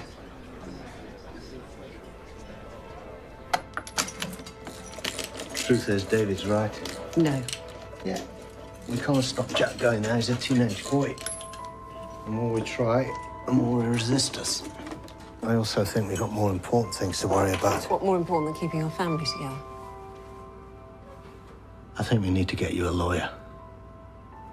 Which do you think I need help, do you? To cover my tracks? No, I don't need a lawyer, Rob, because I have done nothing wrong. So I'm going to do the interview, I'm going to tell the truth, and then I'm going to get on with being a parent.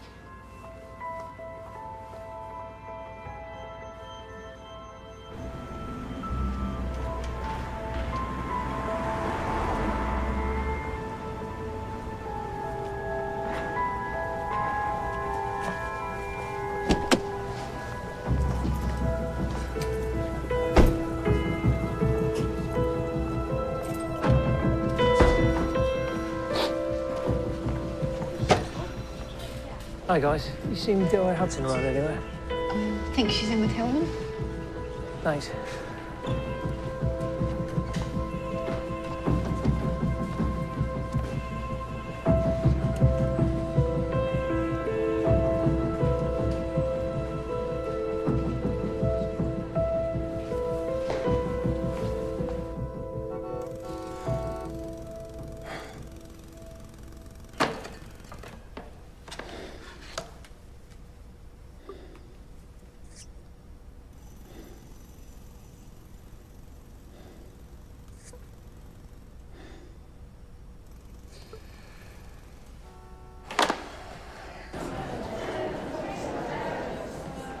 So Jack's 16 in a few weeks, Ro. He's almost taller than Rob. He can look after himself, can't he? But you can't, Ro. So I really need you to listen to me here, please. 3 juries have failed to find your father not guilty. 36 men and women have listened to the evidence in 3 trials over 7 years, and not one of them, darling, not one of them have been able to say the words, not guilty. And as much as I really understand your confusion right now, I really do, that scares me. It really does. And I think it should scare you too, sweetheart.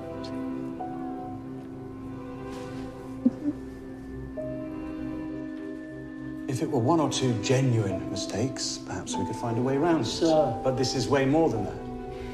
In fact, the evidence brought to me by D.I. Hudson strongly suggests your initial investigation wasn't just flawed, but also perhaps criminally negligent. With respect, sir. You will have the opportunity to answer the allegations made against you in due course, DCI Beach, but right now, I'm informing you that I am suspending you from duties, and I have forwarded the details regarding this allegation to professional standards. The evidence against Collins remains, and I have no doubt I expect them to serve you with a Reg 15 notice. You will then have 10 days to respond in writing to the allegations made against you. The right to consult a Federation representative and senior consultant.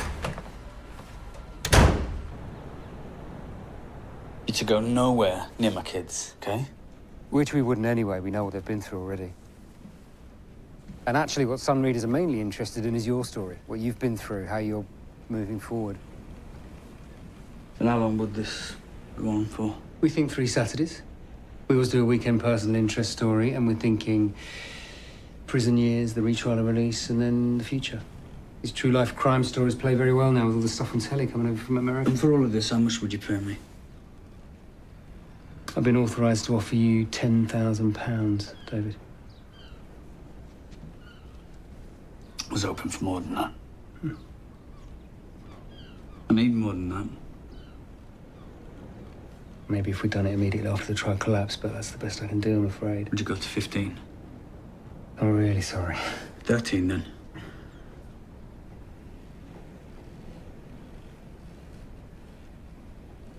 Please. I've got lawyers' fees and I owe my brother money and I need to buy the kids stuff. Please.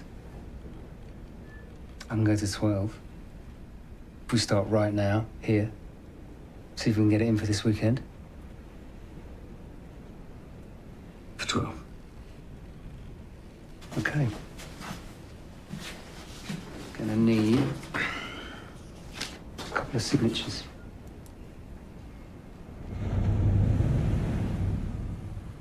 She's still scared of him, you know. Mum. Alice. You know, I heard her and Rob Ryan the other night. Police were asking questions about where she was the night Mum died. No. They've spoken to her once already, and now she has to go back in again. What do they think? I don't know. But Rob is really freaked out by her. They don't think she... No, I don't know. And, Rob, I wasn't gonna say anything. It's just... If she's telling you shit like she's scared of our dad and trying to come between you and me... Right now, I trust him a lot more than I trust her.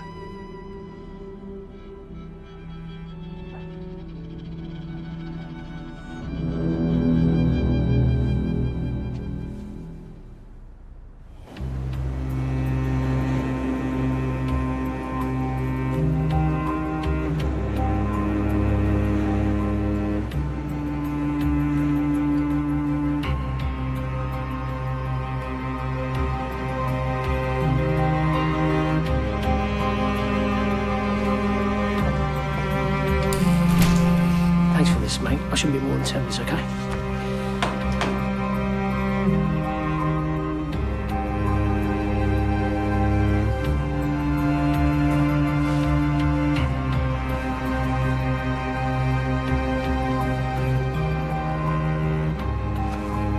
Did you say anything? Oh, what could I say?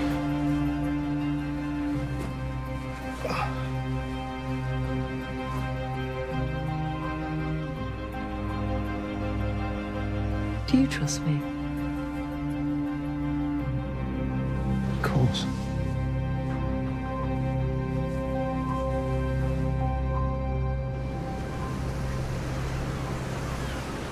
I need to ask possibly a difficult question for you to answer, but I want to qualify it by saying that any investigation is as much about eliminating possibilities as it is about finding them, okay? Right. Did your wife ever express any concerns about her sister? What sort of concerns? Did you ever say anything to suggest that she was scared of her? Physically scared of her? Are you being serious? Did she?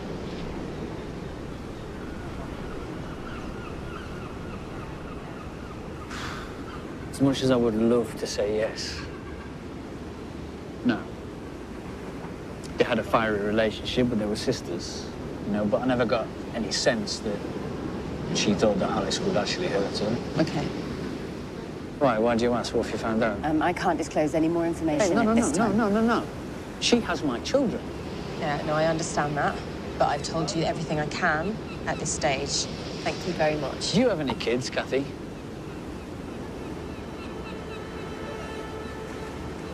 Run. Boy or a girl?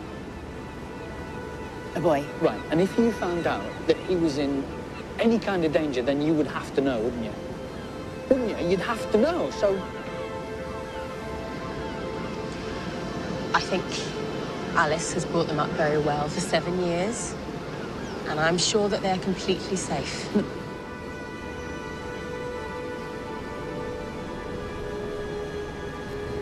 Be in touch.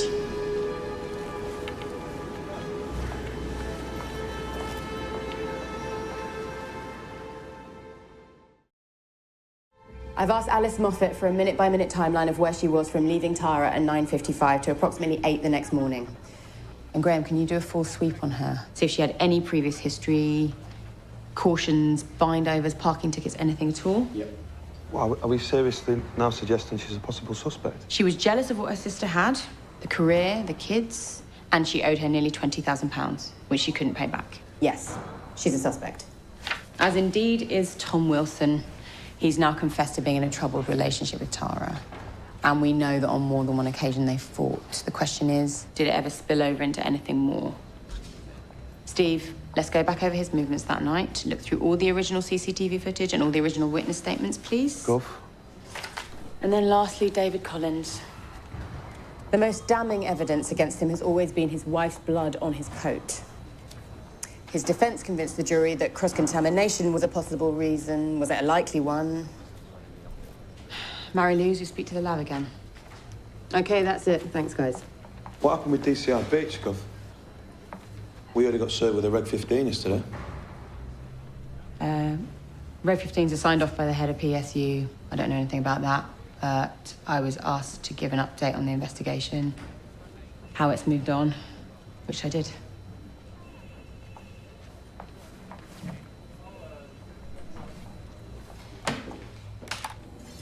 The idiot actually got nailed for destroying government property because he shredded everything when he knew SMU were onto him.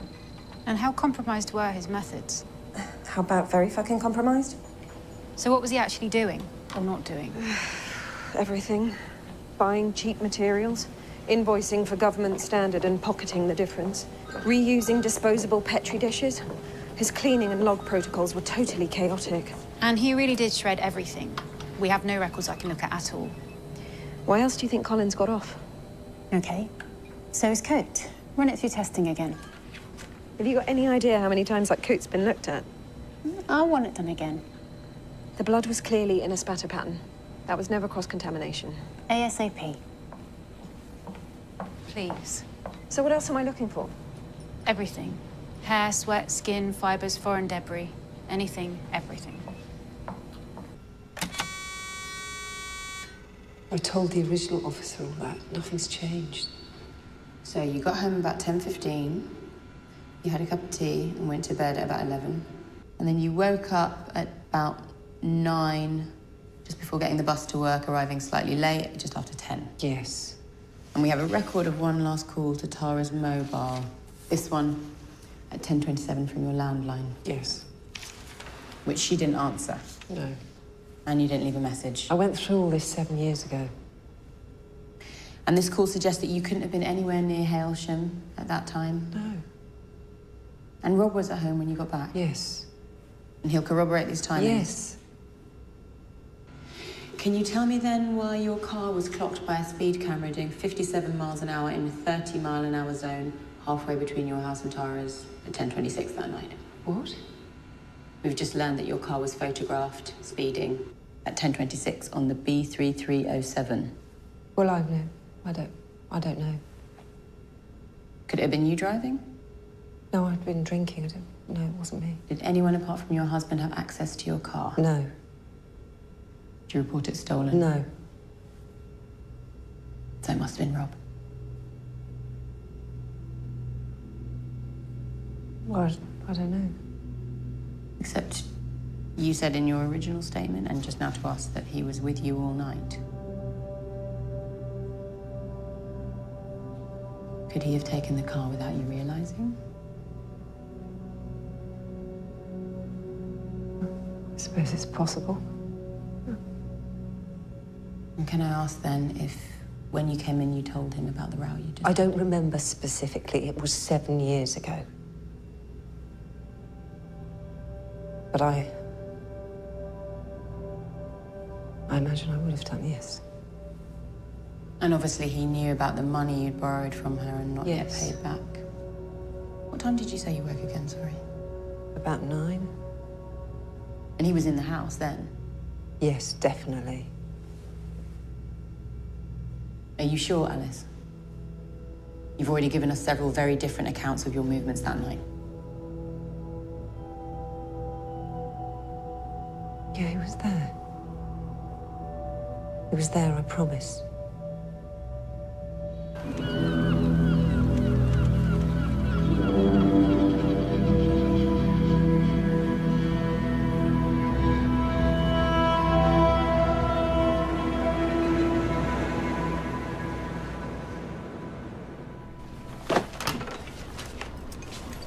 It's all here.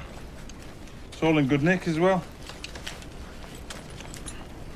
Oh, Dave, no. Look, no. That's a fraction of what I owe you, all right? So please, come on, it makes me feel better. All right? For me. Didn't take long, did it? What didn't? Me taking handouts from you. Yeah. Normal service, eh? What are you up to? To give my lawyer money and then to tell him that Alice Moffat is now a suspect. Yeah. Should make things interesting, eh? But no one wants to charge me of anything. No one's accusing me of anything. I'm not being re-interviewed. I made a terrible mistake having an affair with Tara, and I'll never stop feeling shitty about what my selfishness cost my kids. But that was 8 years ago, Mel. And that's not who I am now. So please come back home and let me prove I can be a better father to our child. Please. Well, according to my notes, you were flagged from a door-to-door as having possible useful information, but it was never followed up. Not me. It was my wife they spoke to. Right. Well, it looks like we've got Mr. Adebayo here, sorry. Can you remember what information it was she had, sir? She saw someone that night, walking away from the direction of Collins' house. We only live 100 yards or so from them. Right. Is your wife around? She's at work, but I can get her to call you later. Yeah, that'd be great. Let me give you my direct line.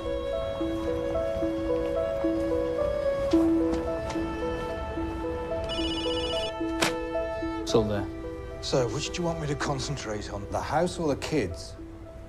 The kids, obviously. Because I defy any court in the world to think they're safer with them now than with me. Okay. Right. And then when we do get the kids, which we will, I want you to go after their house. I'm practically homeless. Let's see how they fucking like it.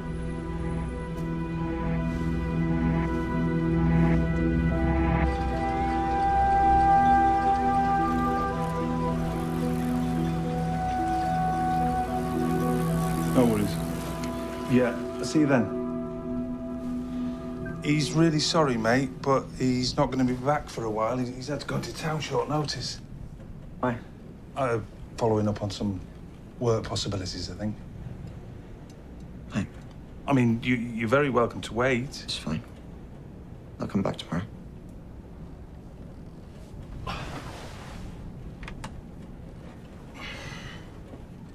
I used to see, you know, when you used to watch us in the park.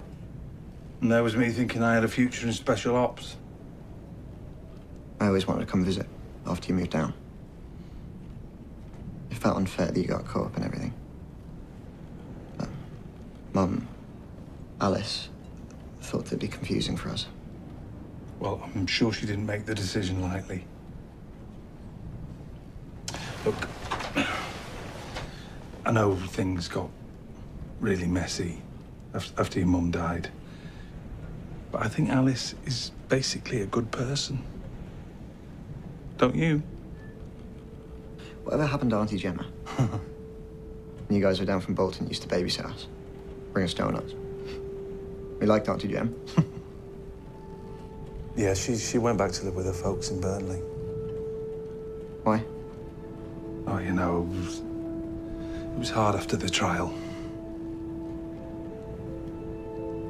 It was hard for everyone.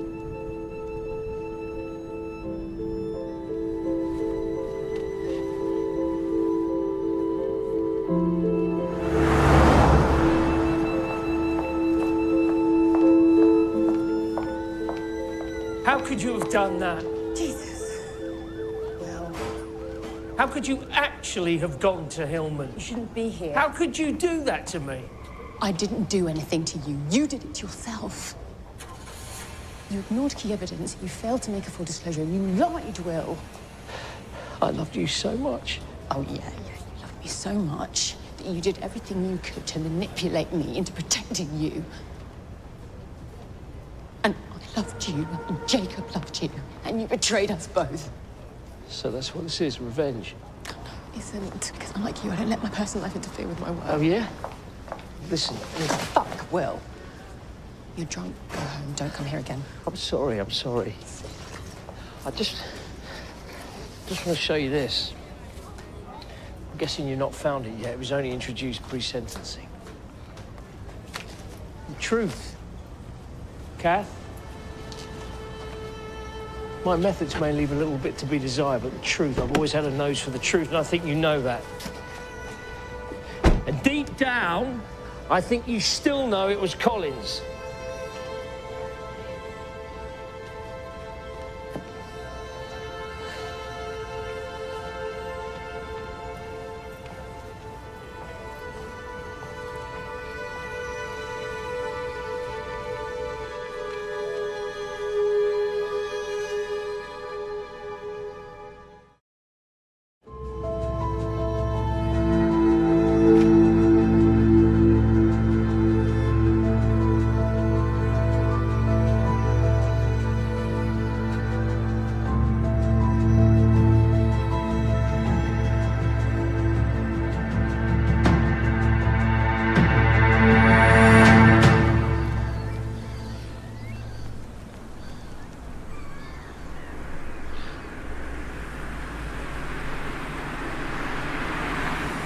David Collins' girlfriend never pressed charges, and the caution's long since spent. How long were they together?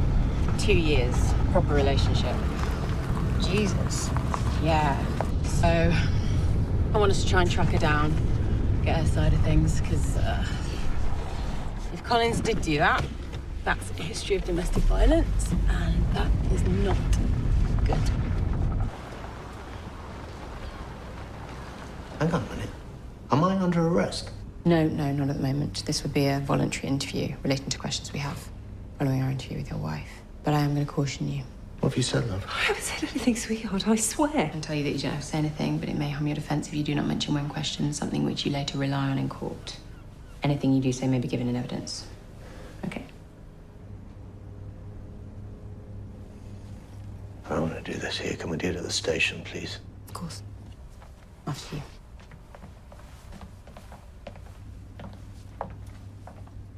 Rosie? Rosie? Rosie? What's happening? Nothing, darling. Everything's fine. Did Rob do something wrong? Dad did nothing wrong. So why are they taking him They then? just want to ask him a few questions, darling. It's really fine. Some questions like what? Rosie, I'm really tired and stressed. Can you just... Did you? Did I what? Did you do something bad? Something bad like what? Did you hurt my mother? No, I did not hurt your sainted mother, but my God, she hurt me every day of her life. Rosie, please. Rosie, no, please. Sorry, Rosie, please. Leave me alone.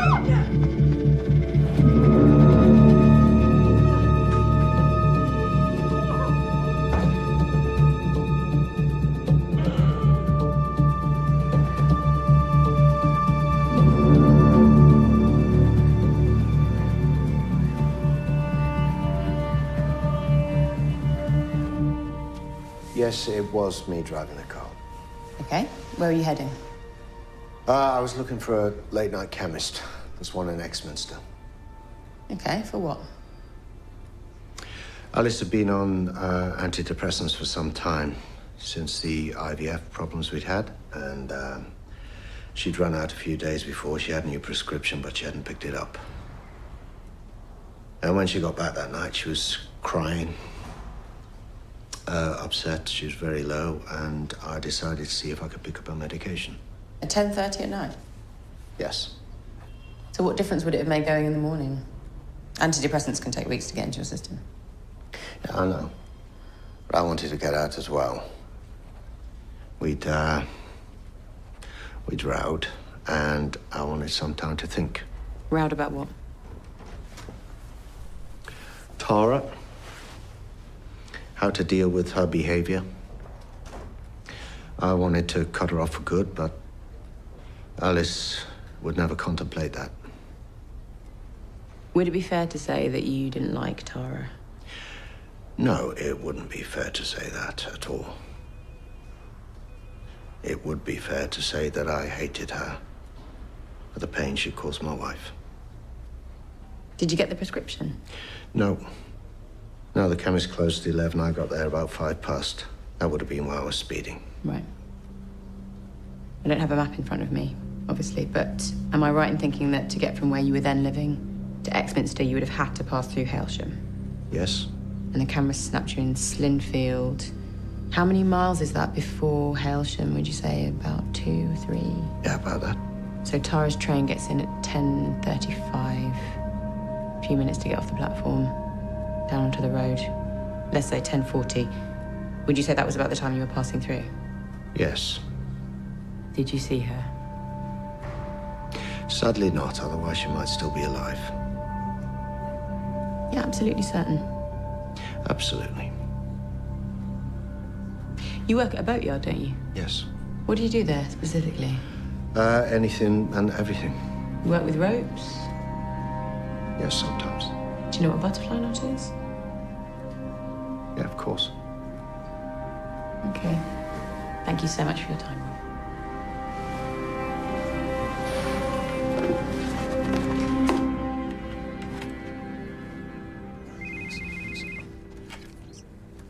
Andy, how's tricks? Yeah, all good. You? Yeah, can't complain. Listen, mate. I'm going to cut straight to the chase. You know I'm doing a couple of days a week at the Farmbrook Clinic? Yeah. So you never heard this from me, but I've just seen Melissa in reception. Stop her, Andy. I'm on my way. Just stop her.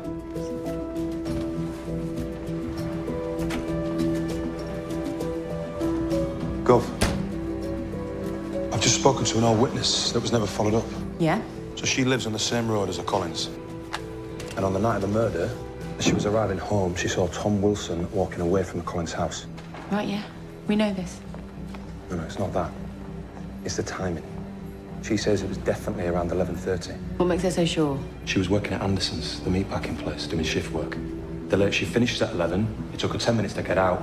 It's a 20-minute walk home. And she's absolutely certain it was him. He was her obstetrician for both her kids. Paul Wilson in again, yeah? Oh, I have told you several times now. Oh, sir, I just want to speak to her. It's my child as well. She's my wife. I have a right to speak to my own wife, don't I? Not if she doesn't want to speak to you, no. Now, please, do yourself a favor and walk away, or I will call the police. Fine, I'm going. Fine. You twat. Ow!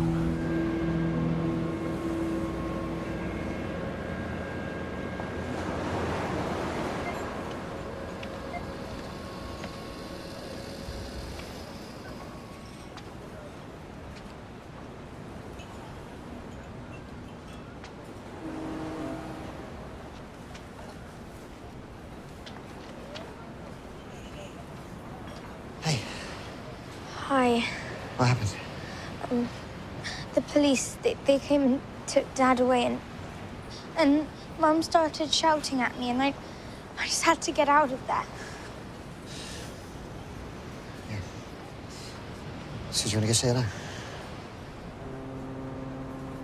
You're fine. You're fine. Rosie, this is Dad. Hello, Rosie. It's lovely to see you. God, you must be nervous. I know I am. I'm gonna go get some drinks, right? Yeah, that's a good idea.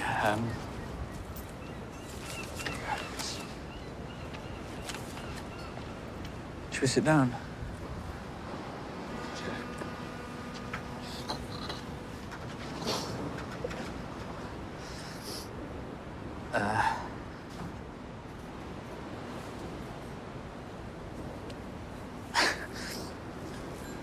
I'm going to say a couple of things, Rosie, and then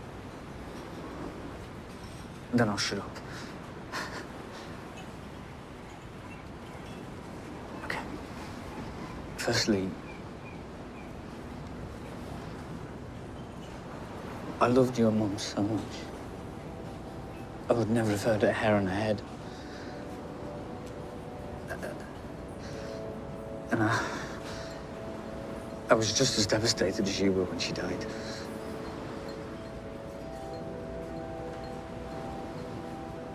And secondly, I just wanted to tell you, in case you didn't know, that not a single hour went by when I didn't think about you and Jack. I missed you both so much. And I love you both from the bottom of my heart. And whatever happens between us, I will always, always love you.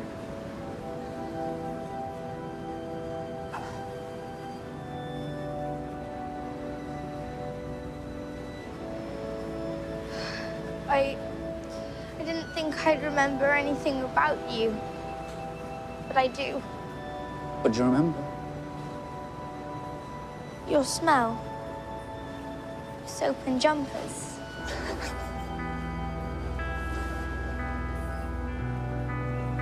Here we go. This is for you. This is for you. Thank you.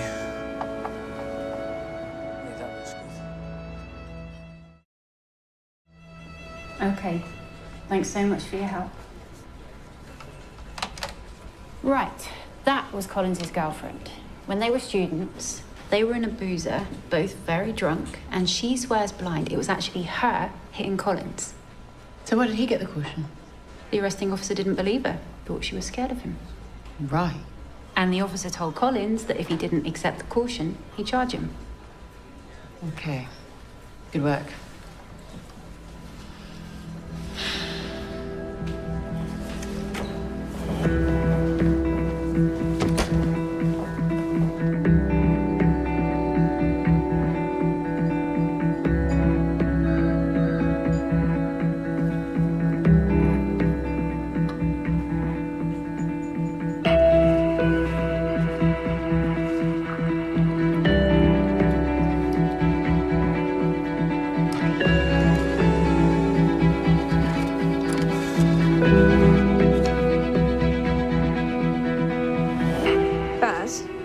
Have a look at this, will you?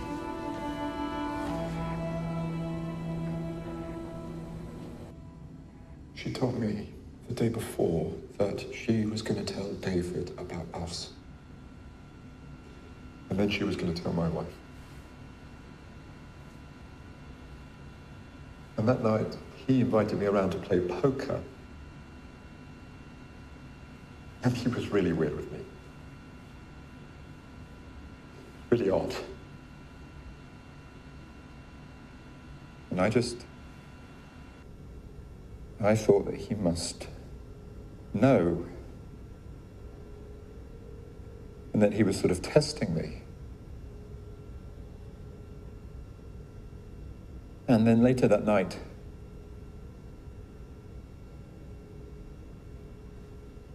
she was murdered.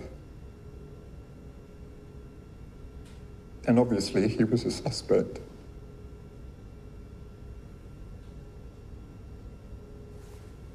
Except then, someone in town said that the milkman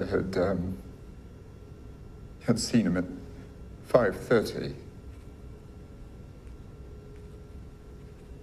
And I realized he couldn't have done it. He couldn't have got her body all the way out to Dedham and then got back again by 5:30 if I had been with him until 11:30. So? So, I changed my timing slightly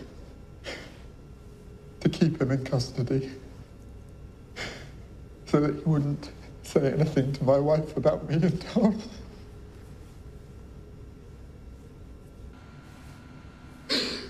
No. I never thought it would be that important. I never thought he'd actually be convicted. I was just trying to buy a little time. And then the evidence came out about the blood. And I thought, okay, maybe he did do it. I mean, maybe he didn't go all the way out to Dedham that night. Maybe he didn't put her there until a few days later, He was being watched 24 hours a day. You're a smart man. You'd have known that. I just...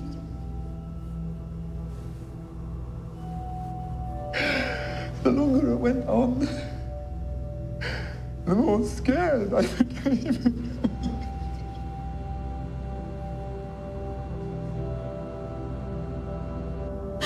I couldn't find a way out.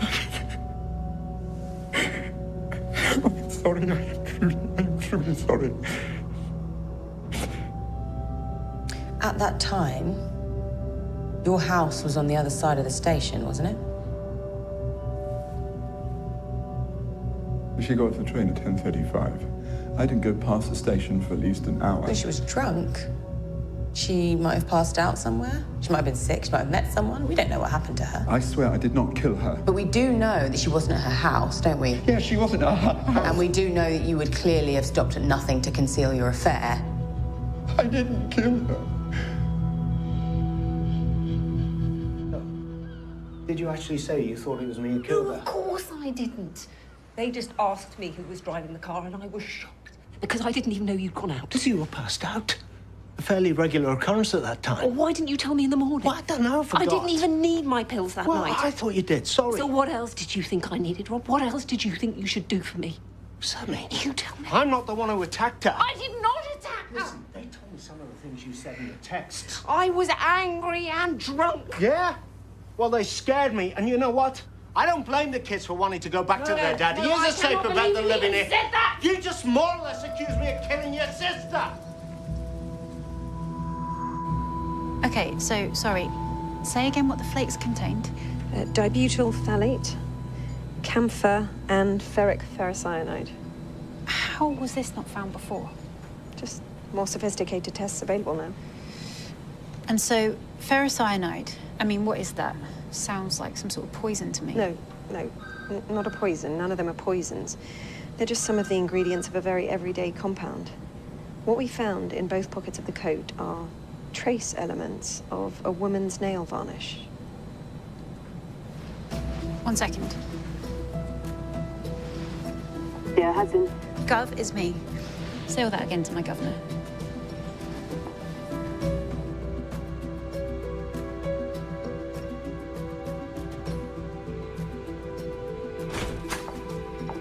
The time you and Tara fought, you said it was in an alley by the hospital. Yeah. Was this at night? Yeah. Late? After a shift, about 10. And this was February 12th. If you say so. So it was cold. I guess. Was it dry, raining, snowing? For God's sake, I don't know. It's 7.5 years ago. What was she wearing? It's, one of those, you know, kind of parka with a fur-lined hood. She was kind of swamped in it like a...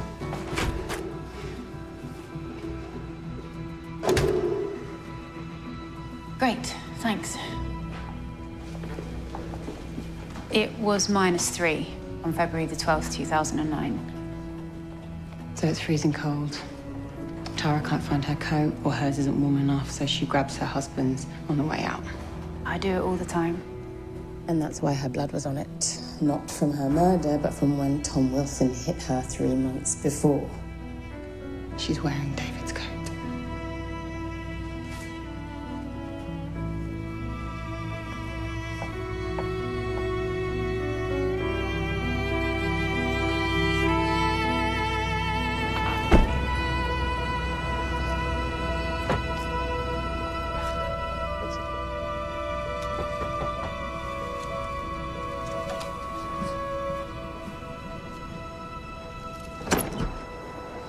Hey. Hi. So sorry to disturb you so late. That's fine. I've got some news. Yeah, should we go back? Yeah, that's What news? We believe we found evidence which conclusively exonerates you. If you'd like to come down to the station tomorrow, I can go through it all with you in detail. But we now believe that your wife borrowed your coat several months before she died, and the blood on it was from then, from an encounter with Tom Wilson. We also now know that he was at your house until 11:30, which obviously supports your original alibi. Okay.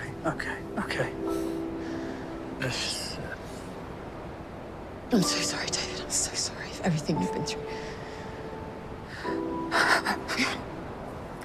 Okay. Yeah. All right.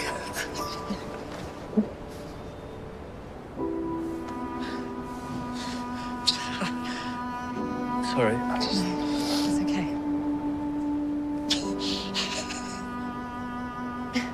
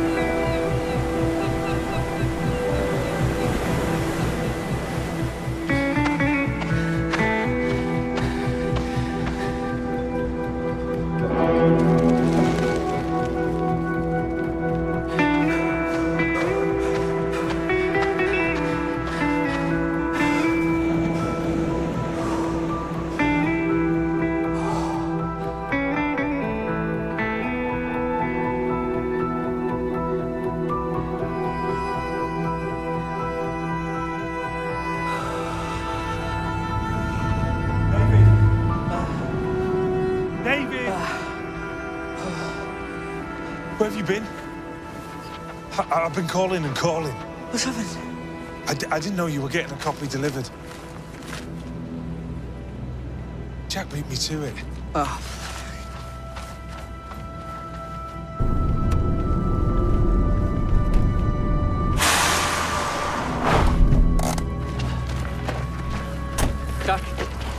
Jack, listen to me. Look, Stay away from us, all right? Listen, I shouldn't have done this. Okay, I shouldn't have done this, but everything that this man wrote, it's all lies, it's all like twisted and exaggerated. Well, someone wasn't having affairs then? She wasn't suffocated by family? Listen, not in the way that he suggests. Why would you even talk to him? Because I was desperate. I don't have a bloody penny to my name. I owe people money, Jack, all right? I owe your Uncle Phil, I wanted to do things with you two. Now, don't blame us. All right, we didn't ask to be humiliated like this. Ro, come on, we're going. Listen! Jack. Okay, your mum, she struggled.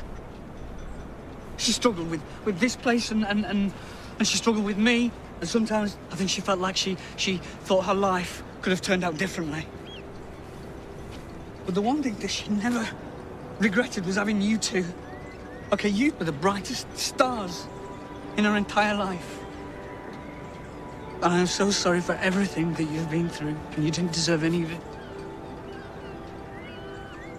You two are the only innocents in this whole mess.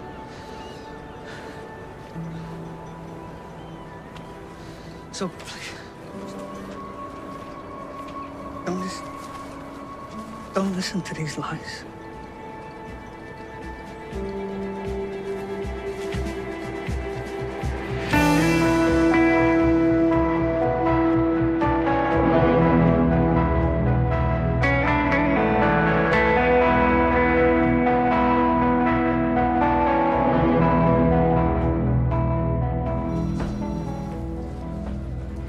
So, Tom Wilson, where are we with his first wife?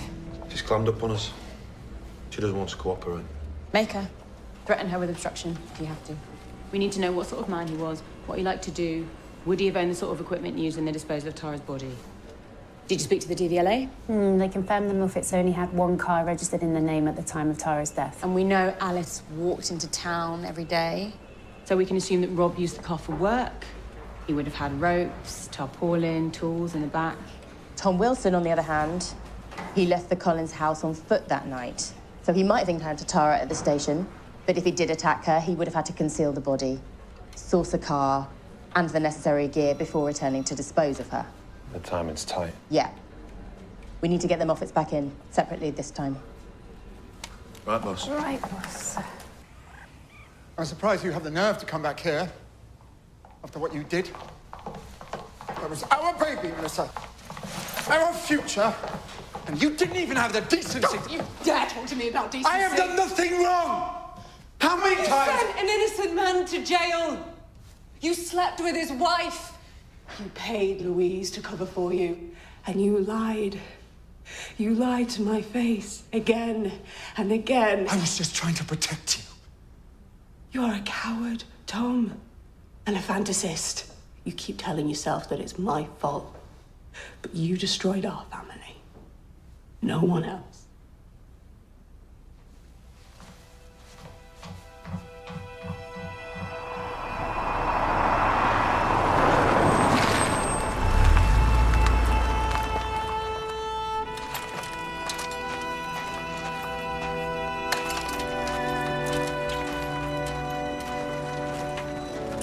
Right then. Okay. Do you want to come in? No one's here, so.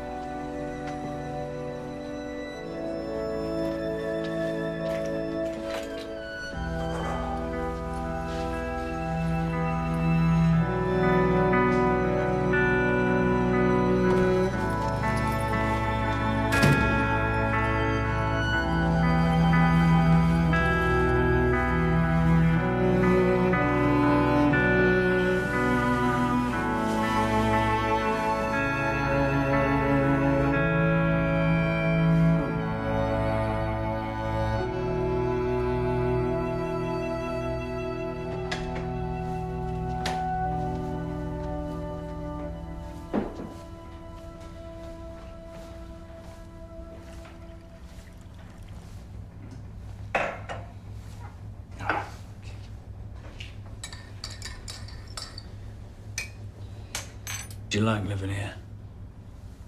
Yeah, it's fine.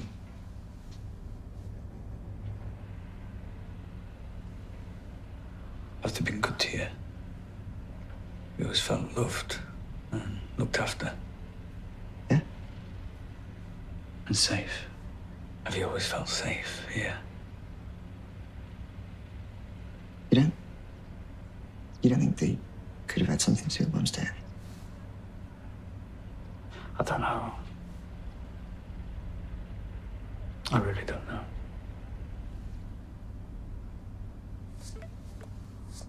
The night Tara died, you two argued about money. We wanted to pay her back. Of course we did, we just couldn't. Had she asked for it back? Yeah. When? That night. She was thinking about her life post-divorce. But she knew you didn't have the money. What were you going to do? Sell your car? Sell your flat? She wanted your flat. She said if we didn't have the cash, we'd have to sell it. Your own sister was going to throw you out on the streets. Even though she had plenty of money. I think she thought I'd taken advantage of her. Is that why you assaulted her? She was just being so cruel. Did you kill her, Alice? No. Did you want to kill her? For a second, maybe, yeah. Did you tell Rob how you felt? That night before he went out, did you tell him how you felt about your sister? Yeah, I did. I did.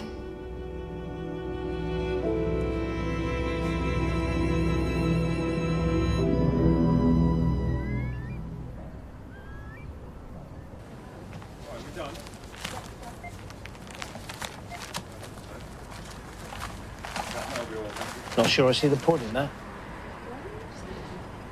You get all that money selling your story, and you blow it buying the papers back. Strange you never mentioned any of this at the time. Your wife shagging your best friend.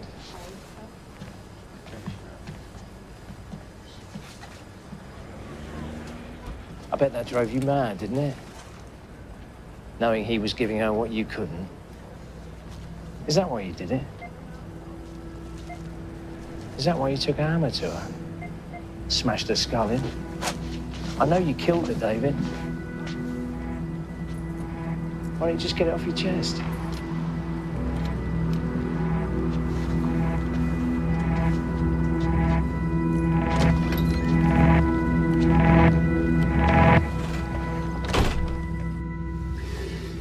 She told me they argued, yes. What about? Tara refused to pay for another round of IVF. Thought it was a waste of money. Anything else? Such as? Did Alice say anything else about the argument? Well, she was pretty wasted, so, Did she say she hated her sister? no. Did she say she wanted to harm her sister? No. Did she say she wished Tara was dead, or words to that No, effect? of course not. But she cried, she vented a bit, and then she took herself off the bed. And then you went out. And then I went out. My instinct is he's lying about the row and about his wife's state of mind. There was a point where I wondered whether they might be in it together. And now? I think Tara was slowly driving Alice mad. I think she was in a tough spot herself and she was prepared to take it out on her sister. And Alice was on antidepressants, she was heavily in debt, she was about to be thrown out on the street. I think she would happily have murdered her sister that night if the opportunity had presented itself. But Rob took the initiative. Yeah. I think he saved her from herself.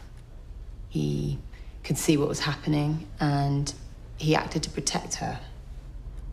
He loved her deeply, he still does. Keep him in custody. Extend the hours if you have to. We need something concrete. A witness, forensics, a confession. Yes, sir. We can't afford to get this wrong.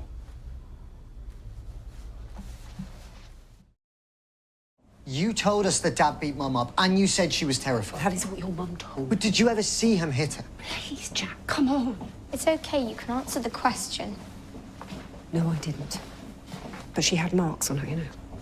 A fractured cheekbone. Which was nothing to do with our dad. Which we now know was nothing to do with your dad, yes. You stood up in court and you swore that he attacked her. I'm not stupid, I've read the reports. I know.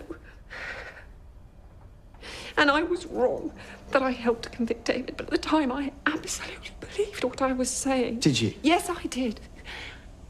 Your mum told me that your dad hit her. She wanted to leave him, it all just added up. I thought that he was responsible for her death, and I wanted to see that he paid back. Well, then what about now? Who do you think is responsible now?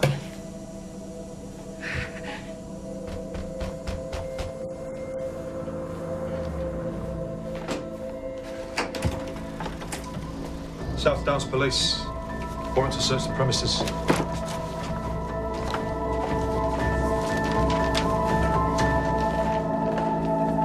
like to up your dosage of FSH, but if that doesn't work, there are...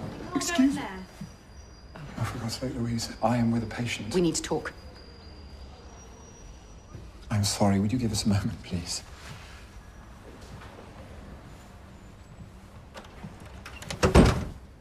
I had the police round today. They want to charge me with obstruction of justice. Why? Because I lied for you. Do you know what you get for obstruction? 2 years. Well, I'm sure it won't come to that. Oh, won't it? They charged you perverting the course of justice, according to DC Becton. What are the kids going to think when their mum and their dad are charged with a criminal offence? I'll do all that I can to help. I need money for a lawyer. A good one. So that's what this is all about. Oh, you owe me, Tom. Big time. I owe you nothing. You've had more than your pound of flesh from me. I'm not going to let you ruin my life. Ruin your life? Oh, yeah, you really suffered, haven't you? What with the house and the holidays and with my kids? Yeah, you really had it bad. You have been leeching off me for years, but it stops now. You're hurting me. I have done everything that you asked. And what did you do in return? You told my wife to abort our baby. And you don't get another penny out of me for as long as I live. Now, fuck off!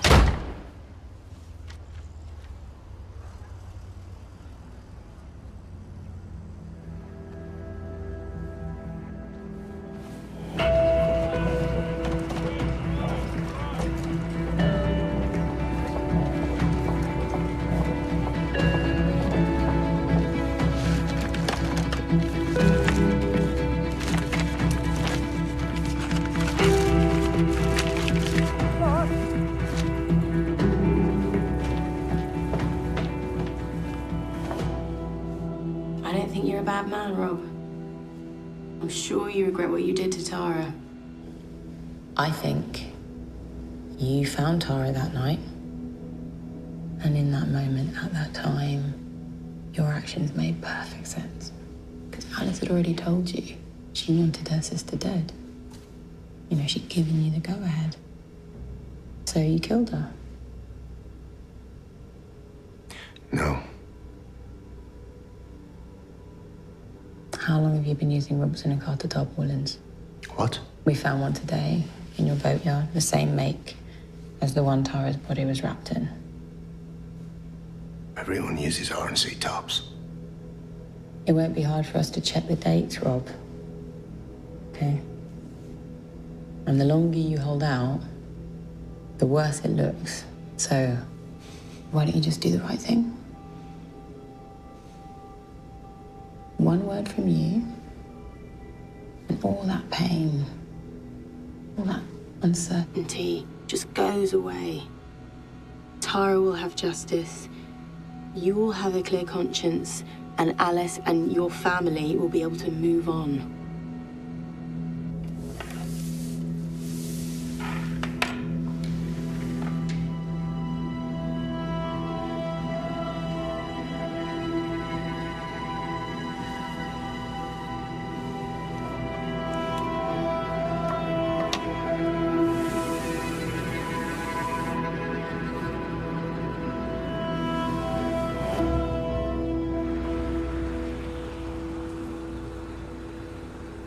He's refusing to cooperate, so we arrested him.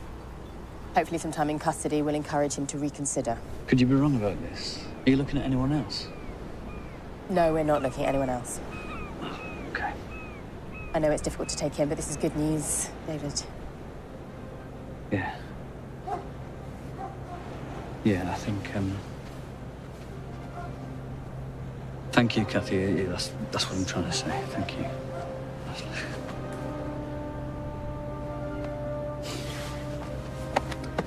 Right now, I'm going to see my lawyer about getting my kids back.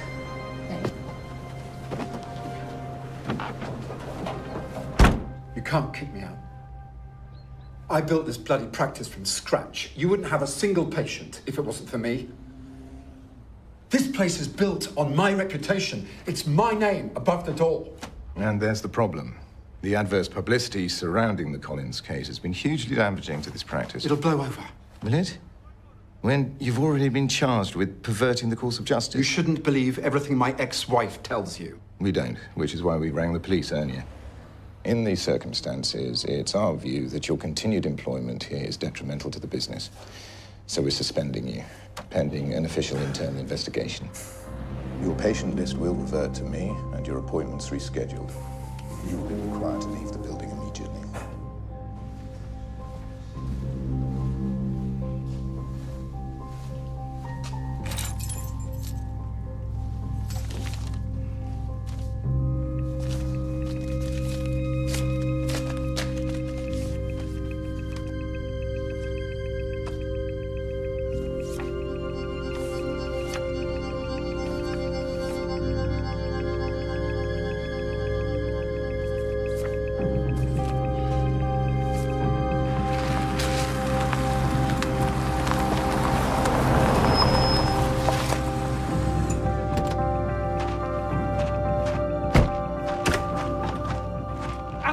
here. I'm not here to and see she her. I've got the expressly said kids. no one was to see the kids until she was back. Jack. Rosie? David, you can't be here. Jack? Rosie? What's David doing? Jack? Dad? Jack, listen.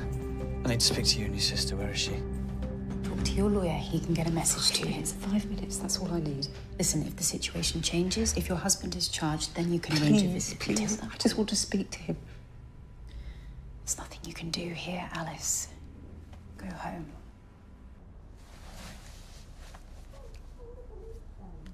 You'll know by now, then, that Rob has been arrested on suspicion of murder. Now, I'm not exactly sure what's going to happen next or when he'll be charged or what that means, but what I do know is I do not want either of you living here.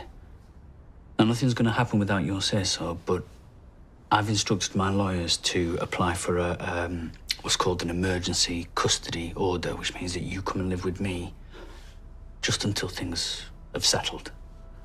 Now, if you say no, I will accept that. But I do think it is the best thing to do, given the circumstances. So what do you say? Do you want to come and live with your old dad?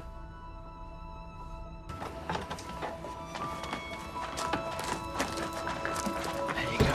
You need a seatbelt.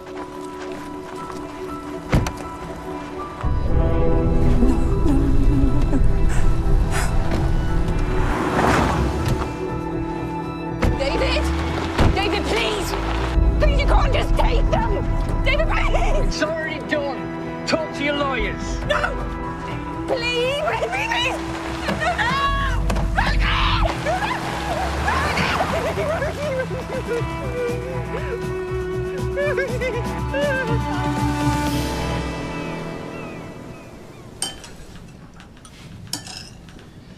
There you go. Right. You got everything? Yeah.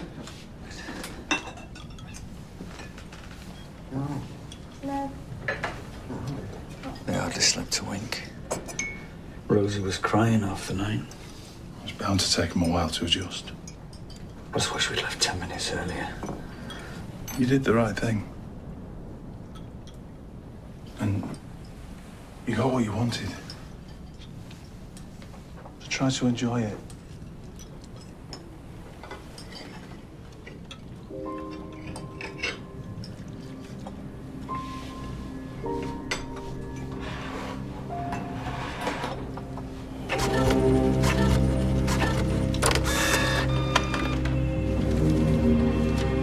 What time's the boss in? She's usually here by now.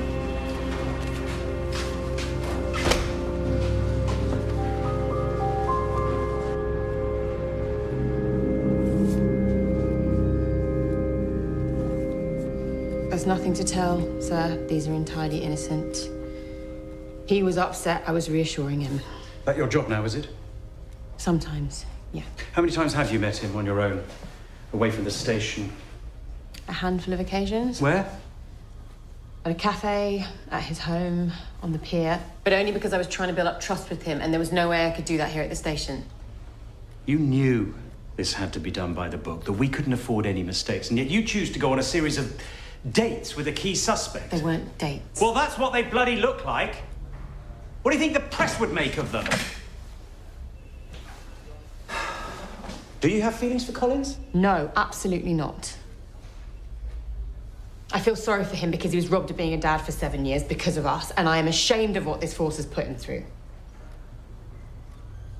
Which is why I'm going to have to take you off the case. That's not necessary, sir. Effective immediately, DS Garcia will assume your role, and I expect the handover to be smooth and swift.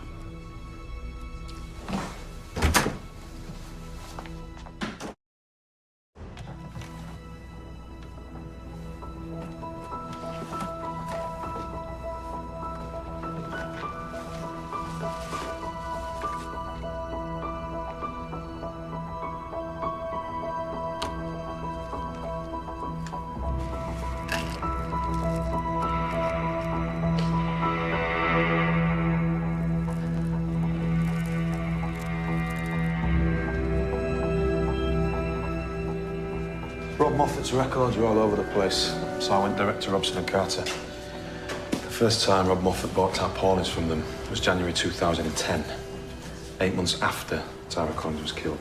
Prior to that, he was buying them from Humphreys. Yeah. So what do you want to do now? I never took any photos. I know you're lying. Why would I do that? To mess up my career. Oh, yeah. Hillman loves you. Well, he's taken me off the case, so... You're kidding. Were you jealous or something? I would never go to him like that. I don't believe No matter you. how angry... You don't even have the balls to own up to it, do you? God. Wage your campaign against David and let your jealousy mess up your career and mine. And I hope you can live with the consequences, Will, because you won't be seeing me or Jacob again.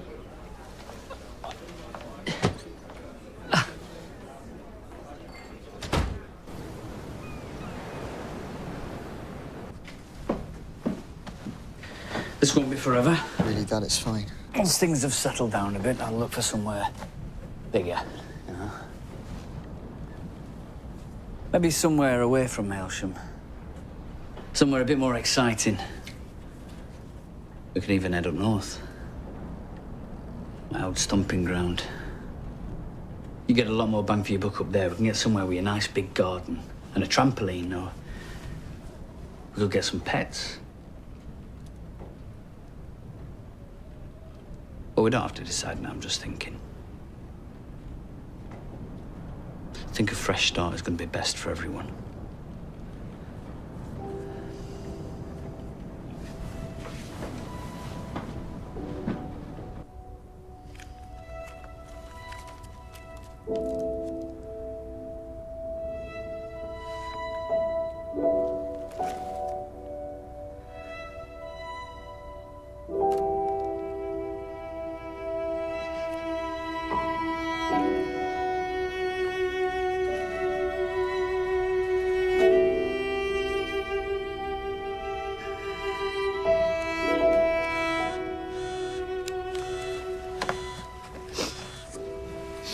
Rob?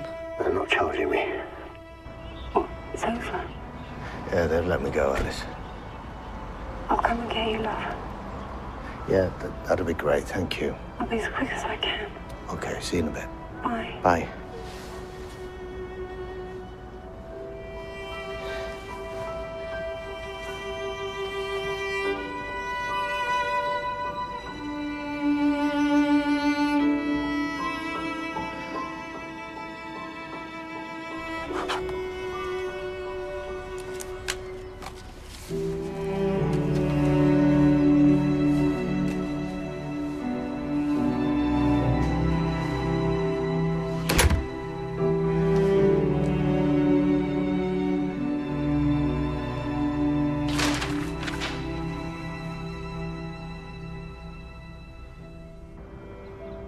I took a pill today, Rob. More than one, actually. Losing the kids, losing you. But then if I was going to do it, I wanted to be with them at the end. So I was looking at some photographs of the kids. Us all together. And what I saw there was 7 years of happy memories. We're not bad people. Done stupid things, but we are not bad people.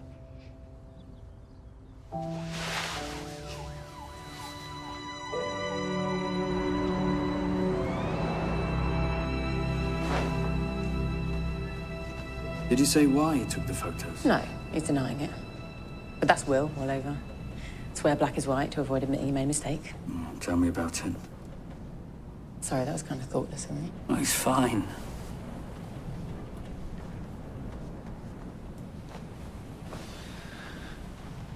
So many lives affected by that man.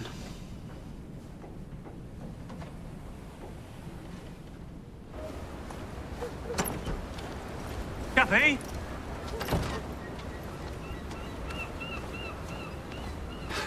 Thanks for bringing us up to speed. No worries.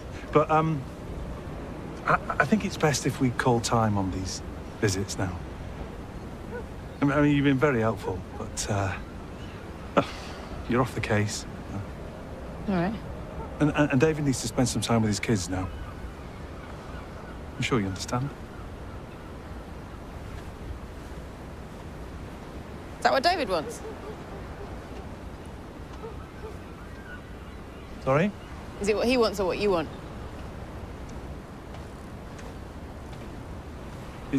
It's what's best for him. Well, maybe, but David's an adult, and if that's how he feels, I'm sure he can tell me face to face. Just stay away. Okay?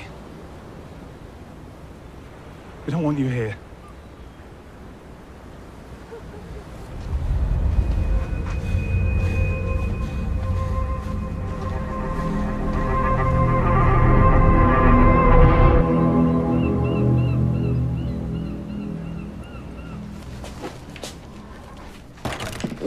Just digging out one of the tents for the kids. Show them how to put it up. What were you talking to Kathy about? About the car? Not a lot, just chatting about what happens now with the case and that. Seemed a bit heated, that's all. Not really, no. Not really? What's going on? Nothing. If you're not going to tell me, Phil, I'll ask Kathy. I told her not to come round here anymore. Why? Do you even have to ask? She's a police officer. She's part of the force that sent you down. Why would you want to cozy up to her? Because she's nice and she's been very fair to me and because I like her. Yeah, I can see that. What's that supposed to mean? You always did have bad taste in women. Oi.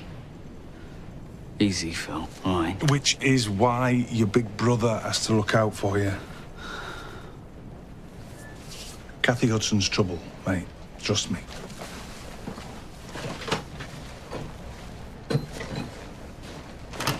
His brother?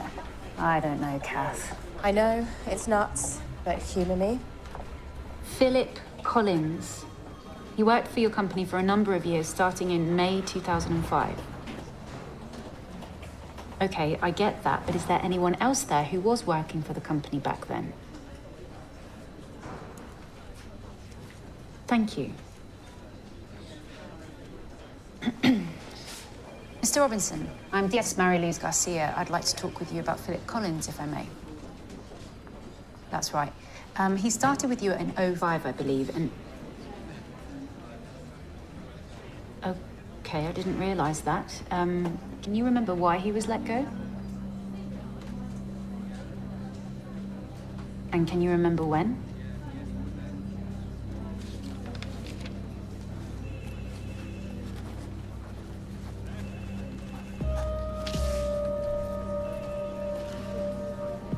Right.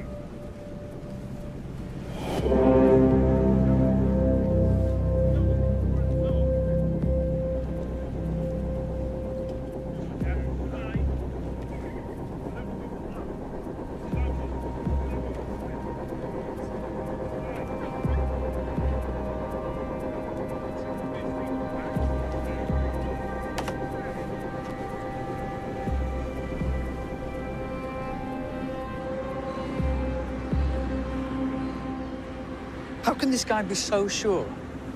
This was years ago. Because it was a disciplinary matter. Phil had taken off in the company vehicle when he was supposed to be in the office and racked up an extra 500 miles on the clock. And he refused to explain himself when his boss challenged him. And then he was sacked less than a week after Tara was murdered. Was there anything about his behaviour that struck you as suspicious? Anything you can remember? Well, he was around a lot, but I thought he was being supportive and he'd taken time off work. And maybe he didn't tell you because he didn't want to burden you, but we have to consider other possibilities as well. Did you see him at all in the days leading up to Tara's murder?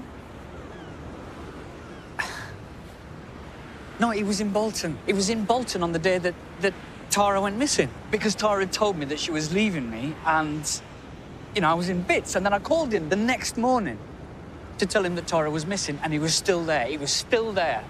So, no, it can't have been him. It can't.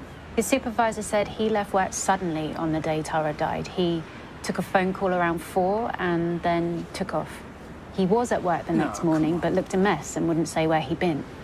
And we think he called you and then he headed back down this way, either to see you or to confront Tara. Why? Why would he do that? Why would he do that? I don't know, David. I don't know, but we are going to have to question him. This is...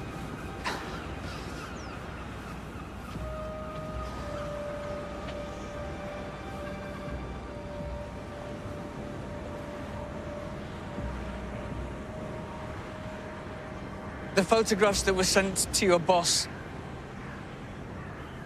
Phil sent them.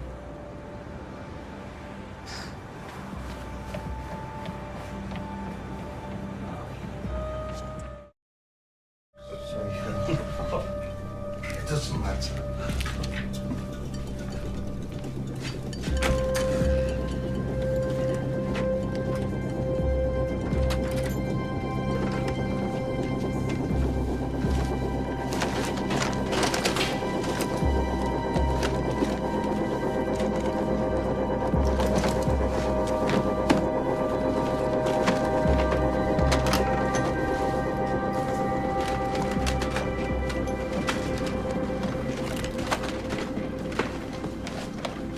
Right.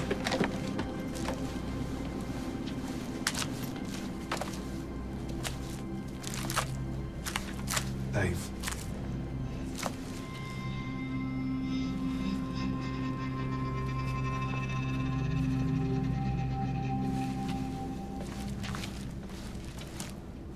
You taught me how to do that. What's that mean? Butterfly knot. You taught me how to do that. Strong as steel, if done right, you said. Do you remember? Glad to see you getting you ready to gear for our trip. They know, mate. They know. Sorry? The police. They know that you weren't in Bolton on the day that Tara was murdered. Sorry, mate. What are we talking about I here? spoke to your supervisor at DDT, Sam Robinson. Is that it? He told them why he had to let you go. You don't want to go believing that. They sent them the report. Apparently, you drove 500 miles that day. Why? Where did you go? Where did you go?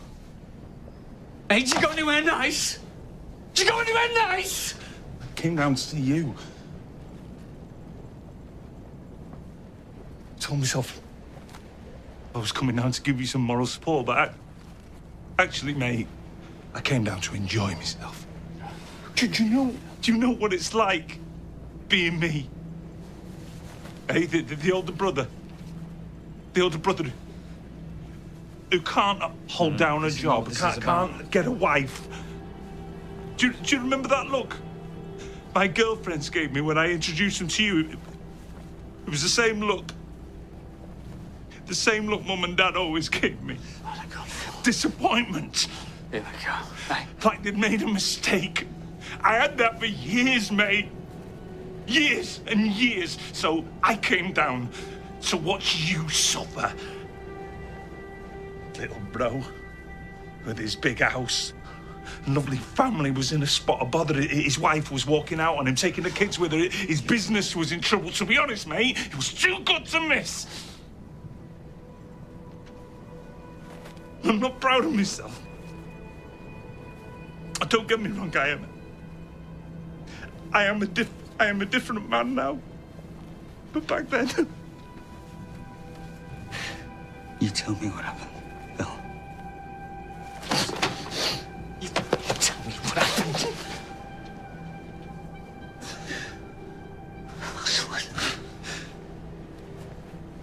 Traffic was a bitch. Took me ages to get down, but then...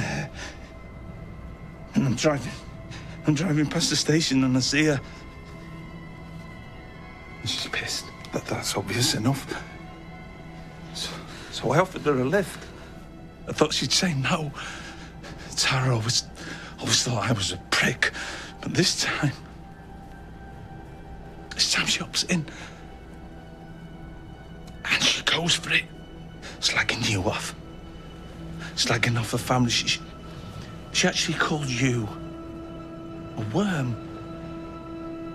It always sticks in my memory because I'd never heard anyone call you that before. And then the next thing I know, we're parked by your house. She says she's going to sneak in the back, but she's not going anywhere. She's really in the swing of it now. Telling me what Tom Wilson liked to do to her.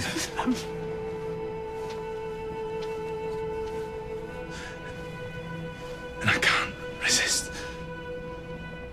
I see myself having her outside your posh house in my crappy van. So I touched her. Don't know what I was expecting. Slap. Kiss. But she just sits there with this weird expression on her face, and she says I'm low, mate. But I'm not that low. I can still hear her slurring her words, that fucking sneer spread across her face, and then she's out on the van and trotting up the path like it's all a big joke. I don't remember thinking about what I was doing. I had some work tools in the front well, and I grabbed a lump hammer and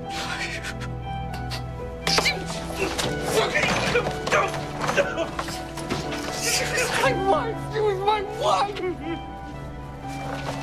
I didn't mean to kill her, but that's me all over in here. I can't help fucking me. I'm senses. You just stood there. Dave, I've been trying to make up for it ever since. You gotta believe me.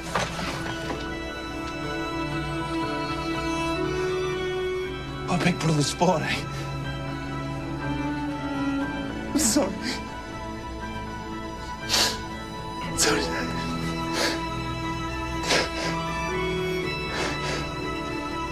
I'm so sorry. I am sorry. Oh.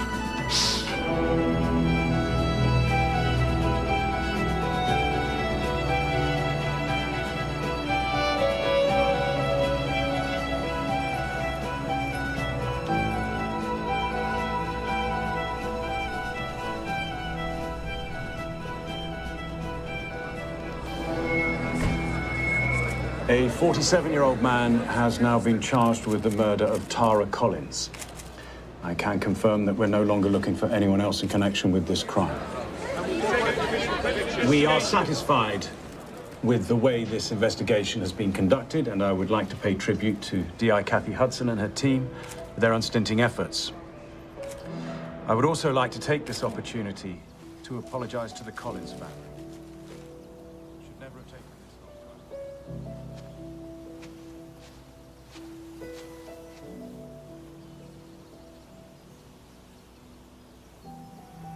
You ready? Yeah, mate.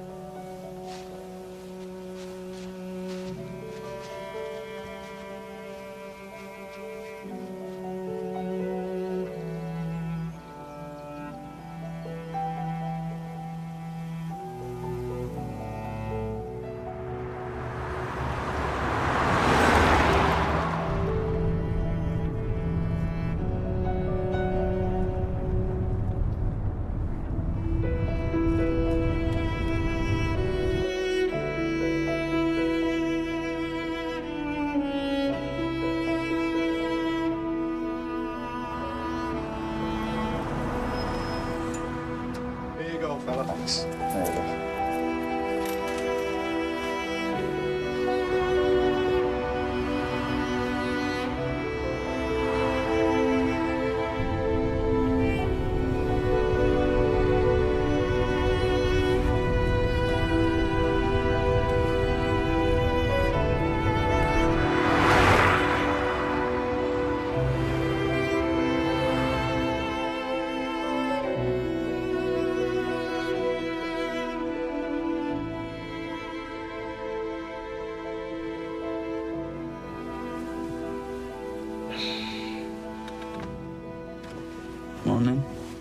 we there?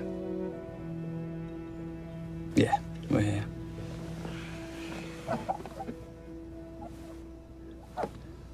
Ro, wake up.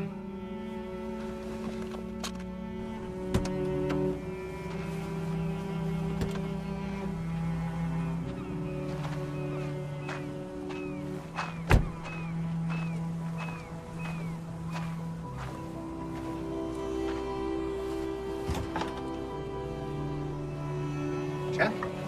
You all right?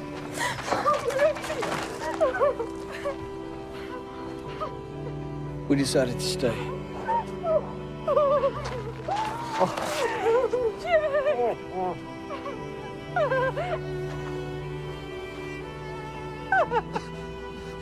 I think we've all been punished enough, don't you? I don't understand. What is it? Thank you. Thank